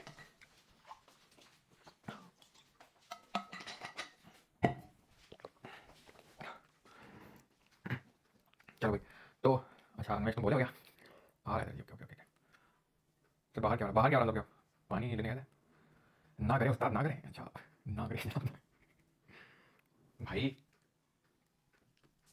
तुम समझते नहीं हो। अरे 20 है बिहार, 30 है दिल्ली, S है सिक्किम और M से मणिपुर, अभी 4 ऐसे राज्य हैं जो मेरे फेवरेट हैं, तो मैंने उसे बना दी ट्रिक। अब पता नहीं तुम लोग क्या समझ आ रहा है, पता नहीं, खैर ऐसे याद कर लो, बोडो डोगरी संतली मैथिली, बोडो डोगरी संतली मैथिली, बोडो डोगरी संतली मैथिली, खत्म हो गया, ठीक है। तो इस तरीके से याद कर सकते हैं, बाकी यार आपकी मर्जी है, तो ये चीज़ समझ में आ गई। तो अब जो बाकी के हमारे हैं, अच्छा ये क्लासिकल लैंग्वेजेस यहाँ पे आप देख लो कि कौन कौन सी क्लासिकल लैंग्वेजेस हैं। तो पहले ये थी जिसको हम ऐसे करते हैं, तू शुरू तो कर मैं आर्या, मतलब जब मैंने पढ़ाई करी थी तो सिर्फ यही हुआ करती थी, तो मैंने ऐसे याद कर लिया था, तू शुरू तो कर मैं आर्या, तो मतलब तमिल, संस्कृत, तेलुगु, कन्नड़ और मलयालम और उड़िया, ठीक है। और न्यूली एडेड की अगर बात करेंगे तो जो नई ऐड हुई है वो है मराठी, पाली, प्राकृत, असमीज और बंगाली, ठीक है। तो ये नई क्लासिकल लैंग्वेजेस हैं, थोड़ा सा इनके बारे में जानना, लैंग्वेज की हम बात कर रहे थे, तो ये नई भी बनी, मराठी, पाली, प्राकृत, असमीज और बंगाली, ओके, ठीक है। चलो तो अब आते हैं वो शेड्यूल देखते हैं जो अमेंडमेंट ऐड हुए, क्योंकि अभी मैंने ओरिजिनली आपको बताया था 8 अनुसूचियां थी, 8 थी, बट अभी कितने हुए 12, ओरिजिनली 8 थे, ओरिजिनली 8 हमारी शेड्यूल्स थे, और अभी कितनी हो गई हैं 12, टोटल 12। तो यानी कि 8 के बाद जितनी भी 9 10 11 12 इनको अमेंडमेंट ऐड किया गया। तो जो 9th वाली शेड्यूल है, 9th शेड्यूल, तो इसको फर्स्ट अमेंडमेंट से जोड़ा गया था 1951 में। इसने क्या किया था, इसमें क्या है 9th शेड्यूल में, तो provisions related to the land reforms and abolition of zamindari system, land reform पर ध्यान रखेंगे, ठीक है, लैंड रिफॉर्म्स पर आपको ध्यान रखना है। अगेन मुझे पता है कुछ लोग जो पहले अगर सीधे साल पढ़ चुके हैं, फिर पहले संसद पढ़ चुके हैं, फिर कहीं से भी, तो अगर आपके दिमाग में आईआर कोलोकेस, तो अभी मैं सोच रहा हूँ आपको ना बताऊँ, तो फिर आईआर कोलोकेशन अंदर बेसिक स्ट्रक्चर, वो सारी चीजें होंगी, तो अभी नहीं करते हैं, ठीक है। तो इसमें आपको चीजें बताऊंगा आईआर कोलोकेस के बारे में, जिसको 9 शेड्यूल केस बोलते हैं, लेकिन अभी नहीं बाद में, ठीक है। 10वीं सूची में provisions relating to the disqualification of MPs that is member of parliament and MLA that is vidhayak on the grounds of defection. So D से डिफेक्शन याद रखिएगा, पर यहाँ पर defection is a keyword, remember this keyword, यहाँ पर land reforms is the keyword and remember this keyword, क्यों, because अभी आगे आपको पता चलेगा। 11th और 12th ओके अभी मैंने आपको बोला कि 8 तक थे 9 10 11 12 अमेंडमेंट से जोड़ा गया। तो 9वें को फर्स्ट अमेंडमेंट से, 10वें को 52nd अमेंडमेंट से जोड़ा गया जो 1985 1985 में हुआ। 11th वाले को 73rd और 12th वाले को 74th अमेंडमेंट से जोड़ा गया। 11th वाले में प्रोविजन रिलेटिंग टू पंचायत है और 12th वाले में प्रोविजन रिलेटिंग टू म्युनिसिपैलिटी है। इसमें 29 फंक्शनल मैटर्स हैं, यानी वो मैटर्स जिसपे की पंचायत चीजों को देखरेख करता है, सारा कुछ देखने का काम होता है, और 18 फंक्शनल मैटर्स हैं। पार्ट नंबर मतलब इसमें शेड्यूल नंबर 12 में म्युनिसिपैलिटी को लेके। मैं फिर से रिपीट करता हूं, मैंने क्या बोला आप आके बंद करिए थोड़ा। 8 शेड्यूल पहले से थे, 4 बाद में ऐड हुए। 9 10 11 12 9 10 11 12 9 लैंड रिफॉर्म पहला अमेंडमेंट। 10 डिफेक्शन कैसे डिफेक्शन क्या होता है सर? वो डेफिकेशन ना ना डेफिकेशन अलग चीज होती है। डेफिकेशन अलग चीज होती है जो तुम बचपन में क्या करते थे, ठीक है। अभी जो है ये डिफेक्शन, ठीक है। ये डिफेक्शन का मतलब होता है जैसे द प्राइम एग्जांपल आज के बिहार चुनाव रिजल्ट में एकदम एग्जांपल में प्राइम देना चाहूं अपने अल्टू कुमार नीतीश कुमार, जो एक पार्टी से छोड़ के दूसरे पार्टी में, जिस पार्टी से चुनाव जीत के आया वो छोड़ के दूसरी पार्टी में जंप कर गया, उसके खिलाफ लग जाता है डिफेक्शन, उसको कर दिया जाता है डिस्क्वालीफाई, वो होता है डिफेक्शन। इसको हमने 52nd अमेंडमेंट से जोड़ा 52वें संविधान संशोधन से। फिर हमने 11वें को जोड़ा 73 से, 12वें को जोड़ा 74 से। दोनों अमेंडमेंट एक ही साल हुए थे। 11वां वाला अनुसूची पंचायत से, तो 12वां नगर पालिका से संबंधित है। 11वें वाले में 29 फंक्शनल मैटर्स हैं जिसपे की पंचायत जो है दो सब देख सकता है, और 12वीं में म्युनिसिपैलिटी में 18 है, ठीक है। क्लियर और not? Tell me fast you student, बता दियो बताओ। 50 शेड्स ऑफ परमार। अच्छा सुशासन बाबू है, सुशासन बाबू है, ओके। हाँ हाँ आगे खोल लो भाई, खोल लो आगे, बंद क्यों हो गया अभी? लाइव कैप्शंस, लाइव में कैप्शंस नहीं आता है। तो लद्दाख को शेड्यूल 5 में तो दे सकते हैं ना, है नहीं? हाँ दे सकते हैं, लेकिन 5 में चाहिए ना, क्योंकि पहले से वहाँ पर हिल, वहाँ पर पहले से ऑटोनमस डिस्ट्रिक्ट हिल काउंसिल चलती है, समझ रहे हो? पहले से है वहाँ पर, लेकिन ऑटोनमस डिस्ट्रिक्ट काउंसिल नहीं है 6 वाली, ऑटोनमस डिस्ट्रिक्ट हिल काउंसिल है, तो चाहिए नहीं फिर वाला। दोस्तों अभी डिफेक्शन में पढ़ा नहीं रहा हूँ, डिफेक्शन डिटेल में पढ़ेंगे, और वो भी जब डिस्क्वालिफिकेशन पढ़ रहे होंगे पार्लियामेंट वाले चैप्टर में, तो वहाँ देखेंगे। अभी मैंने कुछ डिफेक्शन बस इतना बताया तुमको कि पलटू नाम टाइप जो होते हैं उनको डिस्क्वालीफाई कर दिया, उसको डिटेल में पढ़ेंगे। ये पंचायत नगर पालिका अलग से चैप्टर है जिनको हम लास्ट में पढ़ेंगे। हाँ मतलब मैं ओपन डेफिकेशन की बात कर रहा था जो तुम बचपन में करते थे, ठीक है। तो ना आई रियलाइज आई एम सच में बोला वाला, ओके ओके ओके, ये पर मारा, मैं भी बोला वाला ही था तुम्हारी तरह, लेकिन बिगाड़ा गया मुझे। मैं नहीं बिगड़ा नहीं हूँ, लेकिन अब मुझे भी ठीक है, मैं क्या बोलूँ, तुम लोग कुछ और समझोगे। फिर अभी आते हैं ट्रिक टू लर्न शेड्यूल्स, ठीक है। चलो भाई, तो अभी आते हैं इसमें ट्रिक टू लर्न शेड्यूल्स पे, आ जाए देखें। और मैं बता इसलिए देता हूँ बिकॉज वो याद करने में आसानी होती है। नहीं तो बिगाड़ा तो है, नहीं बिगड़ा तो नहीं हूँ, लेकिन अब क्या बोलूँ मैं। अब ऐसी रैंडम ट्रिक हो गई दिमाग में आ गई तो बता देता हूँ, इसे बता ताकि तुम्हें याद है। अब मैं ना बता के कि नहीं यार तुम बिगड़े तो वैसे ही हुए, मुझे पता है तुम बिगड़े तो हुए और नहीं बिगड़े तो बिगड़ जाओगे। और फिर ठीक है, मैं क्या इसमें बात में घूम के क्या इस बात में ट्रिक टू लर्न शेड्यूल्स में, तो कैसे याद करना है। तो years of old PM, years of old PM क्या आते हैं अभी? हाँ टी से टेरिटरी, ध्यान समझना, ये ट्रिक है। हाँ ट्रिक है, ट्रिक। वैसे मैं पहले बच्चों से पूछता हूँ ट्रिक बता दें क्या, तब बच्चे बोलते हैं, तब बताते हैं, ऐसे नहीं बताते हैं, फ्री फन बता दिया, ऐसा लगता है इसका अलग से। हाँ टी से टेरिटरी, ई से एमोल्यूमेंट, ए से एफर्मेशन और आर से आर्चर और एस से scheduled area, okay. Years of old PM बूढ़े प्रधानमंत्री आंसू। तो टी से हमने पहले शेड्यूल में पढ़ा था क्या, names and names and territorial jurisdiction of states and UTs. तो टी से टेरिटरी याद कर लो, नेम्स और टेरिटरी किसकी, राज्यों और केंद्र शासित प्रदेशों की। ई से एमोल्यूमेंट दूसरा था, भत्ता था कि नहीं, भत्ता सैलरी अलाउंसेस। 3 में कंफर्मेशन होता था, 4 में location of seats in Rajya Sabha, राज्यों में सीटों का आवंटन था। 5 में बात करेंगे तो शेड्यूल एरिया था। 6 में अदर शेड्यूल एरिया यानी कि ATM money, Assam Tripura Mizoram Meghalaya money नहीं था, मणिपुर नहीं था। 7वां फेडरल प्रोविजन याद करो, जो union list state list concurrent list पढ़ रहे थे, इस पे ये बना सकता है, इस पे राज्य बना सकता है, इस पे दोनों बना सकते हैं। तो मतलब क्या है, मतलब ये है कि कॉन्स्टिट्यूशन ने इनकी पावर्स को डिफाइन कर रखा है। और यही तो मैंने फेडरेशन का मतलब बताया था तुमको कि फेडरेशन का मतलब होता है जहां पर शक्तियों का बंटवारा होता है। तो क्या मैं 7वें वाले को फेडरल प्रोविजन नहीं बोल सकता हूं? वो से आपका ऑफिशियल लैंग्वेजेस हो जाएगा, वो से दी तो लैंग्वेजेस हुई हैं, लेकिन अपने को टिक बनानी है तो ओ से ओ कर लिया ऑफिशियल लैंग्वेज। 9th में याद करो, मैं तुमको लैंड प्रोविजन याद करने बोला था। 10वें में मैंने तुमको डिफेक्शन याद करने बोला था। 11वें में पंचायत और 12वें में म्युनिसिपैलिटी। तो ईयर्स ऑफ ओल्ड पीएम इस तरीके से हमारे सारे याद रहेंगे। बैच ले लो गाइस, बैच में आपको मिलेगा क्या, रिकॉर्डिंग मिलेगा, लेक्चर्स मिलेंगे, ठीक है, प्लस कैनवा नोट्स मिलेंगे, प्लस डेली क्विज मिलेगी, प्लस वीकली क्विज मिलेगी, प्लस प्राइवेट ग्रुप एक्सेस मिलेगा, प्लस उसी में मिलेगा, प्लस प्लस प्लस प्लस, ठीक है। तो फीस आपको पता कितनी है, और बाकी आप जीके का और इंग्लिश का भी लेना चाहते हैं ले सकते हैं। दोनों लेसन, ये कंप्यूटर का है पीसी 2.0, दोनों लेना चाहते हैं इंग्लिश और जीके, तो आप अपना 4.0 कूपन का यूज करके ले सकते हैं। इसमें पैसा भेजा लग रहा है, एक सेकंड चला क्यों गया, कमेंट एकदम चल क्यों गया भैया? किसने क्या बोला था? नरेंद्र, नरेंद्र दास मोदी, ये क्या है, क्या हो गया? मैसेज डिलीटेड बाय परमार जैसी, अच्छा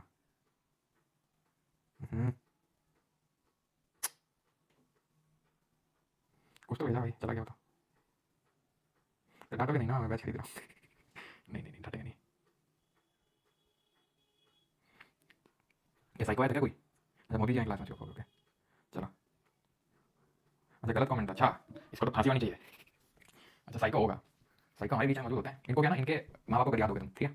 इनको कुछ फर्क नहीं पड़ता है, होते हैं साइको टाइप, कुछ ज़्यादा पड़ेगा उनको, सबको पड़ता है, नहीं पड़ेगा उतना नहीं पड़ेगा। लेकिन अगर तुमने इनकी पॉलिटिकल पार्टी के आका हुआ कर दिया, बेटा तुम्हारी जान तक ले सकते हैं, इतने साइको होते हैं ये हमारे बीच में मौजूद होते हैं। आपको नॉर्मल से दिखते हैं, इनकी पहचान नहीं होती, नॉर्मल से दिखेंगे, तुम जरा सा बोल दो जो भी तुम पहले जान लो इनकी पॉलिटिकल पार्टी कौन, बीजेपी कांग्रेस आम आदमी पार्टी जान लो, थोड़ा सा कुछ बोल दो भाई, ये मारा कटाई में हो जाते हैं। लेकिन पहले तुम मम्मी पापा बोल दो, पहले तुमको बॉल करेंगे, बोल मत देना भाई क्या बोल रही है फालतू बात, और तुमने पॉलिटिकल पार्टी बात, अरे भाई साहब या आउट ऑफ माइंड हो जाते हैं एकदम। हाँ ये होते हैं हमारे पॉलिटिकल साइकोस, बच्चे आ गए इनसे। कभी डिबेट मत किया ऐसे लोगों से कि नहीं भाई ये विकास नहीं हो रहा, या फिर ये कांग्रेस नहीं कर रही है बीजेपी, ना ना ना, कभी सब चीज़ें मत किया करो, जहाँ से हाथ धो सकते भाई, ये साइको होते हैं।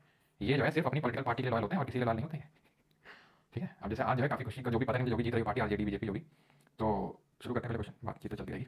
कल यूपीएससी लेकर आए हैं, तो यूपीएससी लेकर आते हैं, ठीक है। तो कुछ ऐसे होंगे जैसे बस अब इनकी ज़िंदगी बदलने वाली है, बस अब इनकी जितनी जो इनकी पार्टी थी, तो बस अब इनके आगे घर में जो है इनको फेवर करने वाली है। हाँ चलो तो शुरू किया जाए क्वेश्चन। सर पानी प्यास लगी है तो पी लो भाई, पानी प्यास लगी मना किया हमने।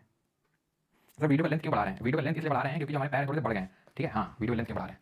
थोड़ा सा तेज कर दो तो जल्दी हो कर रहे हैं, थोड़ा सा हल्का सा दो शब्द क्या बोल दो, लेंथ क्यों बढ़ा रहे हैं? अरे भाई लेंथ नहीं बढ़ा रहे हैं, वीडियो शिफ्ट कर रहे हैं, ये क्वेश्चन तुम्हारे सामने उत्तर दो, हम तो टिक करके पढ़ जाएंगे कि भाई लेटेस्ट कौन सा है, तो बीडीएसएम बोडो डोगरी संथाली मैथिली खत्म। अब तुम बोलोगे सर टाइम नहीं देते हैं, वो भी होना है, टाइम नहीं देते हैं। Which the following is not a language listed in the 8th schedule of the constitution. तो 8th शेड्यूल में कौन सी नहीं है? कौन सी नहीं है सर? आपने कभी 22 लैंग्वेज पढ़ा ही नहीं है, तो 22 लैंग्वेजेस पढ़ने की जरूरत नहीं थी इसमें, अगर आपको करना है तो। क्यों?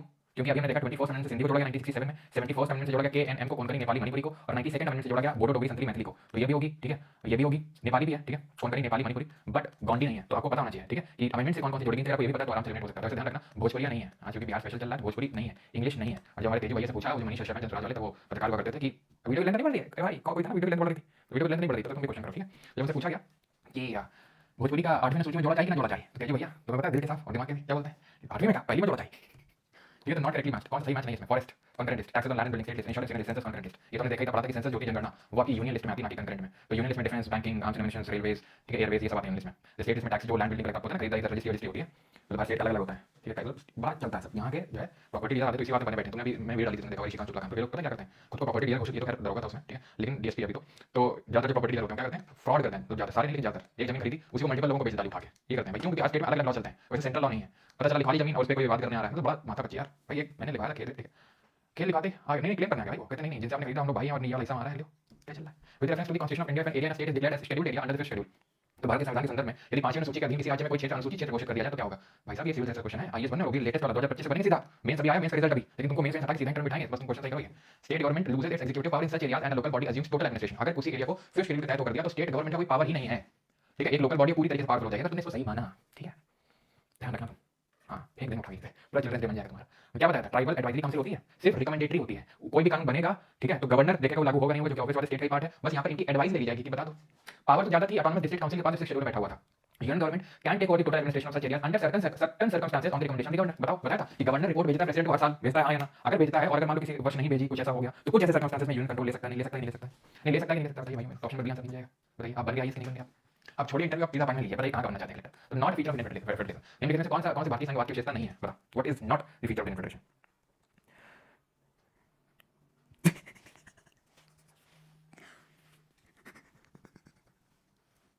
भाई साहब ये क्लास तो पॉलिटिकल होती जा रही है। अच्छा लगा भाई, इस लड़ाई में मेरे को पैसा मिल रहा है। आज मुझे लगा कि भाई मतलब देखो ऐसे लगाते हैं पॉलिटिशियंस हम लोगों को और फिर पैसा वसूलते हैं, जैसे कि मैंने इन लोगों को लगा के रखा है और मुझे पैसा मिल रहा है।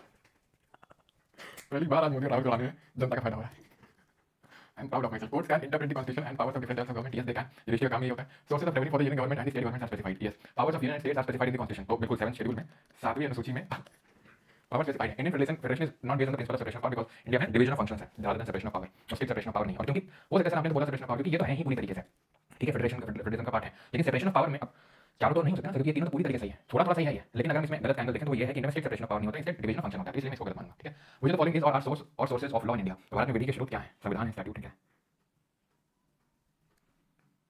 चलो भाई सही को लाइन में सही कमाई हो गई। हाँ मोदी जी भी बोलेंगे नहीं क्या? राहुल जी आपको ऐसा बोल के चले गए, ठीक है, सीधे हम हैं खुले आम गाली देके चले गए आपको। बोलिए कुछ, भेजिए कुछ, बताइए कुछ, कहना नहीं चाहेंगे, करिए कुछ सुपर चैट। राहुल जी आप बस एक ही गाली से काम चल जाएगा, और दो और केजरीवाल जी वालों को सपोर्ट करने नहीं आएगा क्या है? और जनसुराज से क्या हुआ? मतलब बस हो गए पीछे तुम लोग, करो कुछ तुम लोग सुपर चैट। तो क्या होगा आंसर? सारी चीजें जो है कॉन्स्टिट्यूशन ऑफ इंडिया तो है ही है, सोर्स ऑफ, ठीक है, लेकिन जो स्टैट्यूट है, ठीक है, स्टैट्यूट का मतलब जो भी कानून बनते हैं, जो भी एक्ट बनते हैं, वो जो भी कस्टमरी लॉ भी चल रहा है ना, वो सभी आते हैं, वो सभी।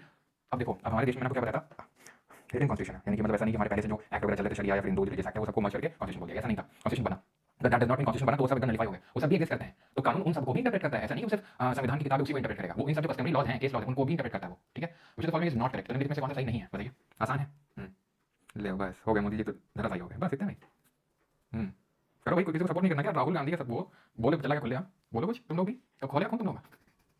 क्यों बस सपोर्ट नहीं कर पाओगे? बस 50 रुपये निकालने की बात आई तो बस यही तुम मोदी जी का नाम खाया तुमने, या राहुल गांधी का या केजरीवाल का, कुछ तो सपोर्ट करा यार। लेजिस्लेशन ऑफ क्रिमिनल लॉ बारी, अब सिंपल मैंने आपको बताया था कि जब भी इस तरीके का क्वेश्चन होगा, दैट इज जहां पे आपको देखने को मिलेगा इंटरस्टेट, तो आपने यूनियन लगाना है, इंटरस्टेट में यूनियन लगाना है। तो legislation criminal law, civil law, civil law, ये सब स्टेट सॉरी कॉन्करेंट में जाएगा, ठीक है। देन अगर बात करेंगे बैंक्रप्सी इंसॉल्वेंसी, कॉन्करेंट में जाएगा। बैंकिंग तो ये एक्सक्लूसिवली यूनियन लिस्ट का सब्जेक्ट है।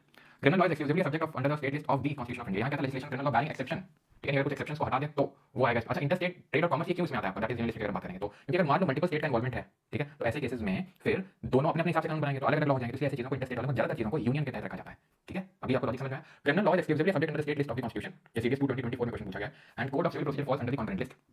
तो अभी हमने देखा कि स्टेट इसका नहीं सही कॉन्करेंट का है, क्रिमिनल लॉ सिविल लॉ ये आपका कंकरेंट लिस्ट में आता है, ठीक है, तो ये आपका कंकरेंट लिस्ट का सब्जेक्ट होगा and code of civil procedure falls under the concurrent list, ये सही आपका option number D would be the correct answer. Okay okay, अगला है as per the state list under the 7th schedule of the constitution of India the states have jurisdiction over agriculture land in connection with which of the following subjects taxes on agriculture income, duties in respect of succession end of agriculture land, estate duty in respect of agriculture land. बताइए ठीक बताओ, तो इसमें question क्या पूछ रहा है, the state has jurisdiction over agriculture land in connection with which of the following subject, तो स्टेट का जो है कंट्रोल होता है एग्रीकल्चर लैंड में, थोड़ा सा डिफिकल्ट क्वेश्चन है, किस तरीके की लैंड में बात करें, तो टैक्सेस ऑन एग्रीकल्चर इनकम बिल्कुल, duties in respect of succession of agriculture land यानी कि भूमि के उत्तराधिकार के संबंध में शुल्क लिया जाता है कि भाई अगर आपके पेरेंट्स से मतलब पेरेंट्स से बच्चे को ट्रांसफर हो रही है तो उसमें भी टैक्स लगता है, चीज टैक्स, और ये जो वाला टैक्स है जो एग्रीकल्चर लैंड का वो सब स्टेट गवर्नमेंट हो जाता है, ठीक है, option number D. Which of the following languages was added to the 8th schedule by the amendment in 1967? तो 1967 में कौन सा amendment हुआ था? तो that was 21st amendment, ठीक है, 21वां संविधान संशोधन। आशीष सदन 20 इसके सपोर्टर बता दो भाई, सपोर्टर किसके हो? तो 21st amendment की बात करेंगे 21वें संविधान संशोधन की, तो ये सिंधी लैंग्वेज ऐड हुई थी, है ना, 74 से केएनएम कोंकणी नेपाली और मणिपुरी ऐड हुई थी। और अगर बात करेंगे, ठीक है, और बात करेंगे 92nd amendment की, तो बोडो डोगरी संथाली मैथिली 13 पे आता है। Consider the following pairs of schedule और इसको मैच करना, करो मैच। राहुल जी शादी कब करेंगे, लियो शादी तक बात आ गई राहुल जी, अब देख लीजिए शादी तक बात चली गई है, अब ये जो है ओवर हो गया राहुल जी, आपको जवाब देना पड़ेगा, आपको जवाब देना पड़ेगा राहुल जी, शादी तक बात जा रही है।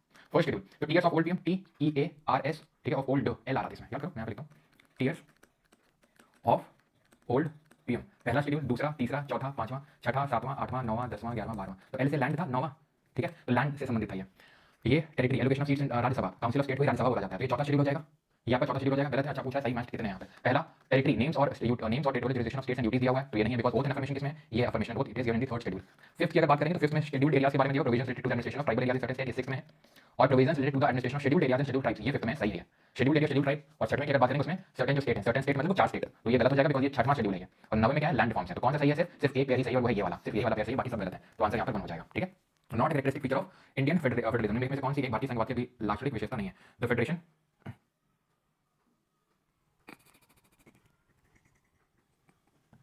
भाई सब क्या हो रहा है ये, तो इंडियन मरने की भी आ गई, मेरी मरने की तमीज वाली नहीं, चप्पल से मार पड़ी, आपको ध्यान रखिएगा, ठीक है, तमीज मेरे के बात करनी है यहाँ पे, हाँ ध्यान रखना, यहाँ पे चाहे मरने की हो चाहे कोई हो, चप्पल से मार पड़ी है। तो federation, the federating units consented to form union, तो ये गलत होगा बिकॉज़ ये हमने पढ़ा नहीं ध्यान रखना, ठीक है, इसको आप एलिमिनेट करके भी कर सकते हैं, हमें पता है कि रेसिडुअरी पावर्स है वो सेंटर के पास है, यानी कि कोई भी ऐसा सब्जेक्ट जो यूनियन स्टेट और कंकरेंट तीनों में नहीं है तो वो रेसिडुअरी उसको हम बोलते हैं, उस पे सेंटर कानून बनाता है, पार्लियामेंट लॉ बनाता है। सिंगल सिटीजनशिप की बात करेंगे, एकल नागरिकता की, तो ये कहां पे दिया हुआ सिंगल सिटीजनशिप, ये दिया हुआ है फेडरेशन का पार्ट है, बिना को बताता है एकल नागरिकता होती है, इसके बारे में हम पार्ट 2 ऑफ द कॉन्स्टिट्यूशन पढ़ेंगे, तो वहां पे देखेंगे सिटीजनशिप के क्या क्या प्रोविजंस है, कैसे किसी देश मतलब कैसे भारतीय नागरिकता मिलती है, कैसे जाती है, वो सारी चीजें। Extensive union list and concurrent list, this is also part 7 schedule में, ये क्यों नहीं है, ये पढ़ाया नहीं अभी मैंने, जब मंडे वाली जो क्लास होगी उसमें हम पढ़ेंगे part 1 of the constitution 5th 19th, not a feature of centralisation, यानी कि इनमें से कौन सा केंद्रीकरण की विशेषता नहीं है, थोड़ा सा डिफिकल्ट क्वेश्चन है लेकिन करेंगे। ये नोटा वाला बटन कितने नंबर पे है जी, आज तो माहौल पूरा बेबी हो रखा है।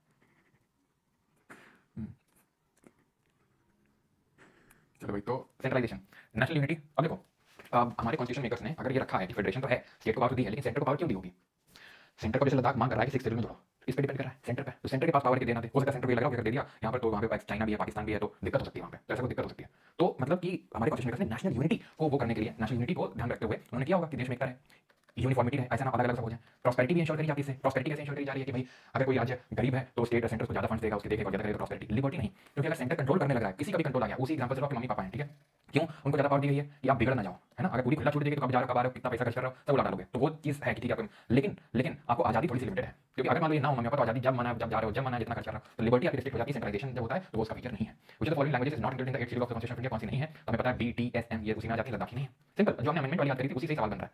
अब ये क्वेश्चन है, देख लो सिविल सर्विस का 2024 का, करो क्वेश्चन जरा, नीरज जी लाइक बर्थडे गलती पड़ गया, हाँ चलो भाई, इतना कमा यूज चल रहे पर टीचर पार्टी करेंगे आज चलो भाई कोई नहीं, हाँ करो क्वेश्चन। तो इंटरस्टेट हमने देखा था, इंटरस्टेट मैंने क्या बोला था मैंने, यूनियन बोला था, पता, it is the governor of the state who recognizes and declares any community of that state as scheduled tribe, ST का स्टेटस गवर्नर देता है, and community declared as a ST in a state need not to be so in the state। देखो ST का जो status है scheduled tribe का, अनुसूचित जनजाति का, वो राज्यपाल देता है, बिल्कुल सही है, लेकिन ये बात सॉरी क्या बोल रहा हूँ, मतलब प्रेसिडेंट देता है, राष्ट्रपति देता है, ना कि गवर्नर, लेकिन ये बात बिल्कुल सही है कि अगर ऐसा नहीं है कि अगर किसी को शेड्यूल्ड ट्राइब बोला जा रहा है तो हो सकता है वो कहीं और ट्राइब ना हो, ये भी हो सकता है, ठीक है, तो बिल्कुल सही ऑप्शन नंबर बी। ये आखिरी क्वेश्चन करो, ठीक है, उसके 24-25 क्वेश्चन करते हैं, उसके बाद फिर वो एसएससी वाले करेंगे, ठीक है। सर बिहार में आरजेडी गई है, तीर लग लालटेन, क्या लिखा, मतलब मेंटरशिप प्रोग्राम चल रहा है केशव, ठीक है, मेंटरशिप चल रहा है प्रोग्राम, केशव चल रहा है भाई, वो तो जब रिजल्ट आएगा तब पता चलेगा मेंटरशिप में क्या चल रहा था। अच्छा यहाँ पे कहा, हाँ शादी खर्चा भी सब, और शादी से वो कल किसकी मम्मी थी यार, आशीर्वाद दिया तो बड़ा स्ट्रॉन्ग आशीर्वाद है, मतलब कल ही दिया और कल ही उसके हमें रुझान देखने को मिलेगा भाई, मतलब मानना पड़ेगा, इसकी मम्मी थी यार, मम्मी से बोलो थोड़ा इतना जल्दी आशीर्वाद नहीं देना था, मतलब मम्मी से बोलो आशीर्वाद दें जल्दी से, तुम ये ना हो जाए, ठीक है, वो वाला थोड़ा सा बीच में होल्ड करके रखेंगे। Within state the notification of an area as scheduled area takes place to an order of the president, Within state notification schedule area takes place to an order of the president. Yes, president का order चलता है, फिर schedule वाला आता है, schedule में president का चलता है. The largest तीसरा पढ़ो, the chief minister of the concerned state are required to submit annual report to the union home ministry. गलत है, पढ़ाया था ना schedule में, गवर्नर भेजता है president को, ना कि chief minister या home minister को. तो ये तो हो जाएगा गलत, और ये भी हो जाएगा गलत, क्योंकि एक तो सही है ही. ठीक है, तो देखो सिविल सर्विस का क्वेश्चन है, बना पा रहे तुम. Largest administrative unit forming the scheduled area is the district and the lowest is block. Lowest block cluster in the block. No, it is not a cluster of villages. ये cluster of villages नहीं होता है. Largest administrative unit थोड़ा सा difficult statement होगा, लेकिन गलत है. Only one होगा, क्योंकि largest administrative unit ठीक है वो डिस्ट्रिक्ट होती है, लेकिन लोएस्ट वाला आपका ये cluster of villages नहीं होता है. उसको तालुका बोलते हैं, शायद तालुका या ब्लॉक ही बोलते हैं, लेकिन cluster of village नहीं होता है वो. बस एक और कर लो, ये भी सिविल सर्विस का है. देखा तो मैंने बताया आपको, यूपीएससी बार बार पूछता है फिर तो शेड्यूल में. देखो particular areas brought under fifth schedule of India, which of the following best reflects the consequence of it. तो अगर पांचवें सूची का किसी बुलाएगा तो क्या होगा आपसे, करो जरा और उत्तर देना, और देखा देखी मत देना यार, ठीक है सभी लोग, देखा देखी मत देना, अपने आप से उत्तर देना. हाँ यार वही तो, हाँ शादी वादी वही तो, कल मतलब मम्मी ने आशीर्वाद दिया और कल ही.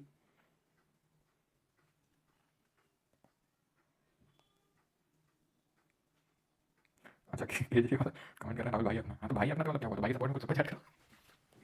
चलो भाई. हाँ सोनिया गांधी अप्रोच कर रही हैं क्या, कहा सर. चलो खैर, तो this would this would prevent the transfer of land from tribal to non-tribal यानी कि फिर से जनजाति लोग जमीन गैर जनजाति लोगों को नहीं दी जा पाएंगी. This would create local self government body in that area. वो एरिया यूटी बन जाएगा. एब्सर्ड एकदम. The state having such area could be declared special category state. बिल्कुल नहीं, ऐसा कुछ नहीं पड़ा है. हो सकता है आपको ए और बी में डाउट हुआ. मैं देखता हूँ क्या आंसर दिया. ये आंसर आ रहा है. हाँ सही है. दिस वुड प्रिवेंट मतलब ट्राइबल्स की लैंड को नॉन ट्राइबल बन दिया. लोकल जो सेल्फ गवर्निंग बॉडी बनती है ना, सेल्फ गवर्निंग मतलब कुछ सारी चीजें, वो आपको जाता है क्या बोलते हैं इस पे इस शेड्यूल में, जिसमें कॉन्वेंट स्टेट काउंसिल आती है डीसी. आगे हम करते हैं क्वेश्चन इसके, ठीक है वो आप करेंगे खुद से. अब इस पे आते हैं थोड़े से. What makes basic rules in the constitution, ये अभी नहीं, ये करो. Who among the following, अरे यार एंडिंग टॉपिक यही है, not a feature of constitution of India. इनमें से कॉन्स्टिट्यूशन का फीचर नहीं है, निम्नलिखित में से कौन सी विशेषता नहीं है. Universal adult franchise, independent judiciary, dual citizenship, blend of relative flexibility. तो डुअल सिटीजनशिप नहीं है इंडिया में, सिंगल सिटीजनशिप एक नागरिकता. इनकरेक्ट कौन सा इसमें से, देखो ये पढ़ा नहीं यार, ठीक है ये करो आप, ये भी हो चुका है टॉपिक ये. आर्टिकल 5 करो जरा, करो गलत कौन सा.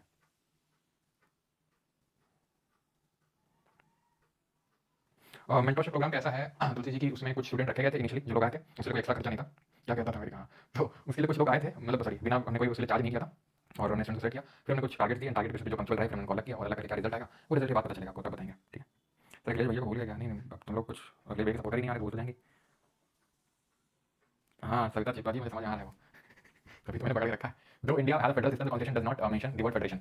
ये पढ़ा नहीं है, ठीक है ये मैंने पढ़ा नहीं है, लेकिन सही है. आर्टिकल 5 कॉन्स्टिट्यूशन से parliament by law can create a new state. ये गलत है, पढ़ा नहीं है बट गलत है, लेकिन वाक्य में कि ये दोनों स्टेटमेंट आप कर सकते हैं. On the subject in the union state legislature can enact laws for the state. No union state parliament करेगा ना, बहुत parliament state legislature can pass laws, बिल्कुल दोनों कर सकते हैं, लेकिन अगर दोनों कर दिया तो पार्लियामेंट प्रिवेल करेगा, स्टेट कैसे करेगा, इसमें करेगा, प्रेसिडेंट रिजर्व करेगा. तो इनकरेक्ट पूछा था, incorrect with features of the constitution, so two and three correct option में भी हिंदी में क्वेश्चन. ओके ये देखते हैं, अभी नहीं करना है. करिए. Which of the following statements are correct in the context of Indian Constitution? There are three major organs of the government, namely legislature, executive, judiciary. तो तीन organs होते हैं गवर्नमेंट के, बिल्कुल सही है ये आपका. A separation of functions rather than power is allowed. हाँ separation of function not power, याद है. All organs of the government are independent. Yes they are independent. ठीक ऑप्शन बड़ी, वो इंडिपेंडेंट है, बात सही है. वो बात अलग है कि हम एग्जीक्यूटिव को ड्रॉ करते हैं लेजिस्लेचर से, वो बात अलग हो जाती है. क्वेश्चन का पिछले सीपीओ एग्जाम पूछा गया था, और अभी जो सीपीओ एग्जाम है वो आई थिंक लगा हुआ है कुछ दिन में. कब है डेट उसकी सीपीओ की, सीपीओ आई थिंक जेई का आ चुका है ना. चलो okay. All organs of the government are independent. इसको ना इसको वो करो, ठीक है, क्योंकि इसमें क्योंकि executive is down for the legislature, जब 75 पढ़ेंगे तो वहां पर हम देखेंगे ये जो एग्जीक्यूटिव होती है वो कलेक्टिवली रिस्पांसिबल होती है इसको लेजिस्लेचर को, तो पूरी तरीके से इंडिपेंडेंट नहीं है. इंडिपेंडेंट होता अगर तो स्ट्रिक्ट सेपरेशन ऑफ पावर होता है, जो यूएस में होता है, जैसे डोनाल्ड हो गया आंसरेबल नहीं है वहां के लेजिस्लेचर को, क्या कर रहे हैं क्या नहीं कर रहे हैं आंसरेबल नहीं है, लेकिन यहाँ पे डिपेंडेंट है, क्योंकि अगर कॉन्फिडेंस लूज कर देगी गवर्नमेंट तो नो कॉन्फिडेंस मोशन अविश्वास प्रस्ताव आएगा और सरकार गिराई जा सकती है. कैसे गिरती सरकार, पार्लियामेंट चैप्टर पढ़ेंगे तो आगे वाले एक दो सही होगा. फिर ये नहीं करना भी पढ़ा नहीं है, ये कर सकते हैं बिकॉज पढ़ा इसको. Not a federal feature of the constitution. हमने दो तरीके के फीचर्स पढ़े थे, एक फेडरल और एक यूनिटरी. मुझे भी ज्वाइन करना है, वो मेंस के लिए मैं बता दूं, ठीक है वो सीजन मेंस के लिए है, तो डांटा मत करिए. अच्छा डांट इसने दिया भाई, तो मेरी मम्मी ने दिया था. अच्छा आपकी मम्मी थी ना, हाँ सर मेरी मम्मी ने दिया था आशीर्वाद, आज कह रही है हो जाएगा 10 मिनट बार. क्या बात है, मम्मी जी को चैनल करना, क्योंकि मम्मी का आशीर्वाद बड़ा पावरफुल है. मैंने कल देख लिया तुम्हारी मम्मी के आशीर्वाद का पावर भाई साहब, कल दिया कल मुझे दिख गया मेरे को, वो तो जैसे जैसे उसको प्रिवेंट किया. Not a federal feature of the constitution. तो फेडरल डुअल गवर्नमेंट है बिकॉज स्टेट में गवर्नमेंट डिवीजन ऑफ पावर भी है, और इंडिया सर्विसेज नहीं है बिकॉज यहाँ पे यूनिटरी फीचर है. और फेडरेशन विद यूनिटरी बाइस ने सेंटर सेंटर कहाँ से दिया है, federation with strong centre, residual power vest with centre, C से कनाडा. ठीक है, which of the following is not a unitary feature. Not unitary feature मतलब फेडरल फीचर कौन सा है, भारतीय संविधान की एकात्मक विशेषता कौन सी नहीं है, कौन सी नहीं मतलब फेडरल कौन सा है, तो बाई कैमरल लेजिस्लेचर फेडरल है, लेकिन बाई कैमरल वाला फेडरल है. Integrated judicial system this is unitary, single unitary, appointment of governor by president unitary. ये following is subject under the state list. State list में कौन है, banking, public order, defence, education. तो हमने देखा था कि जो 42nd अमेंडमेंट हुआ था उसे एजुकेशन को स्टेट लिस्ट से कंकरेंट में ट्रांसफर किया गया था. डिफेंस यूनियन का है, बैंकिंग यूनियन का, पब्लिक ऑर्डर. ध्यान रखना दिल्ली एक स्पेशल केस है जहाँ पे लैंड, पब्लिक ऑर्डर, ठीक है, और पुलिस, लैंड, पब्लिक ऑर्डर और जो पुलिस है वो यूनियन के हाथ में है. दिल्ली स्पेशल केस है, मतलब सब में स्टेट लिस्ट के वो है, लेकिन दिल्ली में ये तीनों यूनियन के उसमें आती है. क्यों, क्योंकि दिल्ली स्पेशल ड्यूटी है, क्योंकि वो देश की राजधानी है इसलिए. अब यहाँ पर आपको शेड्यूल के साथ मैच करना है, following exactly match with the respect to the schedule of constitution. तो 11th powers and responsibility of panchayat, yes. 12th election, no ये गलत है, गलत पूछा ना, करेक्ट पूछा पहला हो जाएगा बिकॉज 12th में म्युनिसिपैलिटी है, 10th में डिफेक्शन है, वो लैंग्वेज 8th में दिया हुआ है, 9th में लैंड प्रोविजन है, allocation of power between union state, ये 7th में दिया हुआ है, 7वीं में. Which schedule of the constitution contains provision for the disqualification of legislators under the anti-defection law. और आपको बताना है सिर्फ शेड्यूल ही नहीं, कौन सा अमेंडमेंट था वो जिससे इसको किया था. तो 11:30 बस करिए, बस क्या करिए, क्वेश्चन लगाइए. हम्म, चलो तो क्या सही आंसर होगा एंटी डिफेक्शन लॉ की अगर बात करेंगे तो ये 10 शेड्यूल, ठीक है, ऑप्शन नंबर सी सही आंसर होगा। बस 5 क्वेश्चन और कर लो फिर छोड़ देंगे, ठीक है, 5 बस। अच्छा एम्पावर, तो जो मेंटरशिप प्रोग्राम है वो सिर्फ मतलब मेंस के लिए है, ठीक है, ऐसा सबके लिए नहीं है। कहाँ गए सारे नेता, हाँ कहाँ गए सारे नेता, बस हो गया, ठंडे पड़ गए, इतनी भक्ति थी तुम्हारी अपने नेता के प्रति, और दिखाओ थोड़ी, और थोड़ी जेब ढीली करो। मुझे तो फॉलोइंग स्टेटमेंट पे page on the unit list entry is all are correct, कौन सा सही यहाँ पे, ये हिंदी में देखने गए होंगे कि उनकी आंखें जीत रहे हैं कि नहीं अपनी अपनी सीट से बिहार में। Parliament has exclusive power to legislate on lotteries conducted by both central and state government, no, lottery में स्टेट था, ठीक है, matters related to the incorporation regulation of cooperative society regulated in the union list, पहला तो नहीं होने का, ठीक है, यानी कि दूसरा और तीसरा अपने आप सही हो जाएगा। Parliament can make laws regarding corporations whose activities are not limited to one state excluding universities, no, ठीक है, तो parliament can make laws regarding the corporations whose activities are not limited to one state excluding universities. हाँ union list is all correct.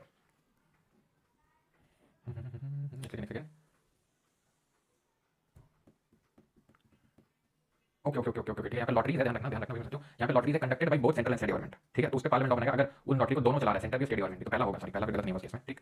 Then reserve bank of India foreign exchange currency, ये सब आपके आएंगे union में, तो तीसरा भी सही होगा बिकॉज करेंसी तो आ रही थी यूनियन में, हमने देखा था, तो 1 3 हो गए और 1 3 होगा तो ये दोनों नहीं होंगे, यानी कि 4 होगा, 4 होगा, 4 भी होगा अपने, 2 होगा कि नहीं होगा, ठीक है। तो matters related to corporation regulation and regarding corporate society, ये स्टेट लिस्ट में आएगा, ठीक है, कॉर्पोरेट सोसाइटी वाली चीज जो है सहकारी समिति वाली छोटी छोटी चीजें, ये छोटी छोटी चीजें स्टेट लिस्ट दिखेगा, ठीक है। अब जैसा आपको पता है ये सब नहीं लॉटरी ड्रीम 11 और माई 11 सर्कल सब बैन हुए थे, तो पार्लियामेंट में तो आया था, ये पार्लियामेंट ने किया था, तो क्योंकि ये तो because they are conducted by both the central and state government, इसलिए, ठीक है, तो दूसरा वाला मतलब गलत हो जाएगा, तो 1 3 4 ऑप्शन में। अच्छा क्वेश्चन था ये, स्टेनो में पूछा गया। चलो 3 4 क्वेश्चन और करेंगे, which constitution feature in India are linked to Australian constitution, तो अभी नहीं करेंगे बिकॉज़ हम फीचर्स नहीं देखे हैं, बस ये आखिरी क्वेश्चन कर दो, स्टेनो का आखिरी है बस, इसके बाद नहीं बोलेंगे, लास्ट एकदम। ज्योग्राफी नोट्स कंपाइल करवा दें, अच्छा 400 कमा लिए सर ने, तो और क्या, फूड डालो और पैसा कमाओ। Constitution of why should politicians have all the fun? क्यों? The Constitution of India divides legislative subjects into 3 lists. Yes. Subjects of protection of wild animals and birds transferred from to the concurrent list from the state list. Yes. Only the Parliament of India can make laws on the subjects under the concurrent list. No, because Parliament and state legislature both can make laws. But अगर दोनों बना दिया तो फिर centre का प्रयोग करेगा, state का सिर्फ एक केस में करता है, उन्होंने देखा। So अब जितने भी क्वेश्चन हैं आप खुद से लगाएंगे, क्वेश्चन ठीक ठाक है, जो ना बने उसको छोड़ देना, क्योंकि अभी चलो मैच चेक कर दो जल्दी से यार, जो ना बने तो समझना कि पढ़ा नहीं, अगर एकदम कुछ पढ़ा हुआ टर्म नहीं ना लगे तो ओके। आपका यूजमेंट क्लियर हुआ क्या, तो ये नहीं बताऊंगा सर आपके किसके सपोर्टर हो, आरजेडी या बीजेपी, दोनों की नहीं है, और बताओ बिहार की जो करेंट सिचुएशन है तुम्हें पता है कितनी अच्छी है, कितना अग्रणी राज्य भारत और भारत में प्रवेश होगा और किन किन लोगों ने शासन किया, मैथ्स इतनी सिंपल है तो फिर इतनी दिक्कत क्यों होती है आपको डिसीजन लेने में। First schedule tears of world PM, T तो टेरिटरी है यहाँ पर, ठीक है, names of the states and union territories and their territorial jurisdiction, यानी कि फर्स्ट शेड्यूल हो जाएगा। Third schedule TEA affirmation and oath, किसमें है, बी में है, ठीक है। थर्ड शेड्यूल, थर्ड फिर से आ गया, थर्ड कुछ तो यार वो मिसप्रिंट होगा। सेवंथ की बात करेंगे तो सेवंथ में आपका ए, तो मतलब ये डी बी तो ये मतलब सी से होगा ये, ओके, मतलब इस थर्ड नहीं ये सिक्स्थ होगा फिर ना, ओके फिफ्थ होगा, fifth excluding north east state, sixth में तो वो है ना, और सिक्स्थ में तो ट्राइबल एरिया है ना, तो ये शेड्यूल एरिया है, तो डी बी सी हो जाएगा, D B C D B C और इसको सिक्स्थ करना, ठीक है, थर्ड नहीं, ठीक है भाई, थैंक यू। बाकी आप क्वेश्चन करेंगे, ठीक है, क्वेश्चन ठीक ठाक नंबर में। बाकी जिन लोगों को बैच लेना है यानी कि रिकॉर्डेड, क्योंकि कल वाली मैंने पब्लिक कर दी थी बिकॉज़ फर्स्ट लेक्चर भी था इसलिए भी, तो ये आप ले सकते हैं, कोर्सेज सेक्शन में जाइए प्रमाण अकेडमी ऐप और वेबसाइट पे, और जिन लोगों को भी मेडिटेशन वगैरह करना होता है तो सफर 3.0 को ज्वाइन कर सकते हैं, मैं आपके उसके लिए बोल रहा हूँ, बाकी तो उसका प्राइस आपको पता ही है क्या है, किस लिए मैं कराता हूँ, ठीक है, तो आपको करना हो तो आप कर सकते हैं सुबह 6:30 बजे, और सफर चैनल को ज्वाइन कर सकते हैं। खैर तो इसमें क्या है, बैच में सारी चीजें मिल जाएंगी, एक्सेस लेना है तो, और आप दोनों बैच के एक्सेस ले रहे हैं तो परमार 4.0 को यूज कर लीजिएगा, थैंक यू। मिलते हैं अब मंडे को मिलेंगे और रिवीजन करके रखिएगा, 2 दिन का ब्रेक है, संडे संडे आज यूजुअल, और मंडे को मिलेंगे पार्ट 1 ऑफ कॉन्स्टिट्यूशन से स्टार्ट करेंगे, ओके ऑलराइट। देखना भी सुना, कुछ सुना तुमको, देखना झेलना पड़ा हर बार की 43 सीटों वाली छोटी पार्टी है। रोना गाना लगा हुआ है भाई, कौन जीत रहा है, बीजेपी 84 राजनीति 34, हो चलो भाई, तो थैंक यू एवरीवन और रिवीजन करते रहिए, ठीक है, थैंक यू। सर चाहिए सबको चार्ट का पैसा, हाँ बिहारी ने तो सही क्वेश्चन पूछा, बिहारी स्पाइडी ने, सर सारे बोलते हैं ये पार्टी खराब, ये खराब, सेलेक्ट किस बेसिस पर करा जाए बताना प्लीज, यही मैं बोलना चाह रहा हूँ, ये अच्छा क्वेश्चन है, this is the good question. बस मैं इतना बोलो, जिस भी पार्टी सेलेक्ट करो, जिस भी पार्टी सेलेक्ट करो, कोई भी हो, उससे क्वेश्चन पूछो, ये नहीं कोई क्वेश्चन पूछ भी रहा है तो उसको एंटी नेशनल और ये सब फालतू की चीजों को बोलो, चाहे वो बीजेपी हो, चाहे कांग्रेस हो, चाहे आम आदमी पार्टी हो, चाहे आरजेडी हो, चाहे जनसुराज, कोई भी हो, जिसको चुन के भेज रहा है उससे क्वेश्चन पूछो, अच्छा कह रहा है तो अच्छा कर रहा है तो अच्छा बोलो उसको, और बुरा कर रहा है तो क्वेश्चन करो। और तुम लोग के साथ, हम लोग के साथ क्या है कि जो कर भी रहा है क्वेश्चन उसको भी हम अपोज करने लगते हैं, तो पार्टी कोई बेकार नहीं है, बेकार हम लोग हैं, क्योंकि हम सवाल नहीं पूछ रहे हैं उनसे, जो हम मांगेंगे वो देंगे। अगर हम बोलेंगे कि स्कूल बना के दो तो स्कूल के नाम पे वोट पड़ेगा, जात के नाम पे वोट नहीं पड़ेगा, तो फिर लोग स्कूल बनाएंगे, समझे आप, क्या जात वो बात नहीं करेंगे, उनको पता है जब सस्ते में काम हो जाता है, जब उनको इंफ्रास्ट्रक्चर बिल्ड किए बिना ही वोट मिल जाना है तो फिर क्यों फालतू में अपना पैसा खर्च करें, उसी पैसे से वो अपनी समृद्धि करेंगे, अपने बच्चों को विदेश में पढ़ाने भेजेंगे, अपना पूरा सब शीश महल और फलाना महल बनाएंगे, क्यों खर्चा करेंगे, उनको पता है बातों के खेल से ही वोट मिल जाना है, ये समझो, ये मैं बताना चाह रहा हूँ, ठीक है। बाकी तो आप लोग समझदार हुई, मिलते हैं मंडे को, थैंक यू। वहीं पे दिख जाएगा, आई थिंक स्क्रॉल करोगे ना लास्ट में दिख जाएगा, ठीक है, हाँ ओके थैंक यू। सफर की टाइमिंग 6:30 AM होती है, सुबह 6:30 बजे हम लोग मेडिटेशन करते हैं। कार्तिकेय शुक्ला वो क्लासिकल लैंग्वेजेस हैं, क्लासिकल अलग हैं और 8 शेड्यूल वाली लैंग्वेज अलग है, ओके हाँ।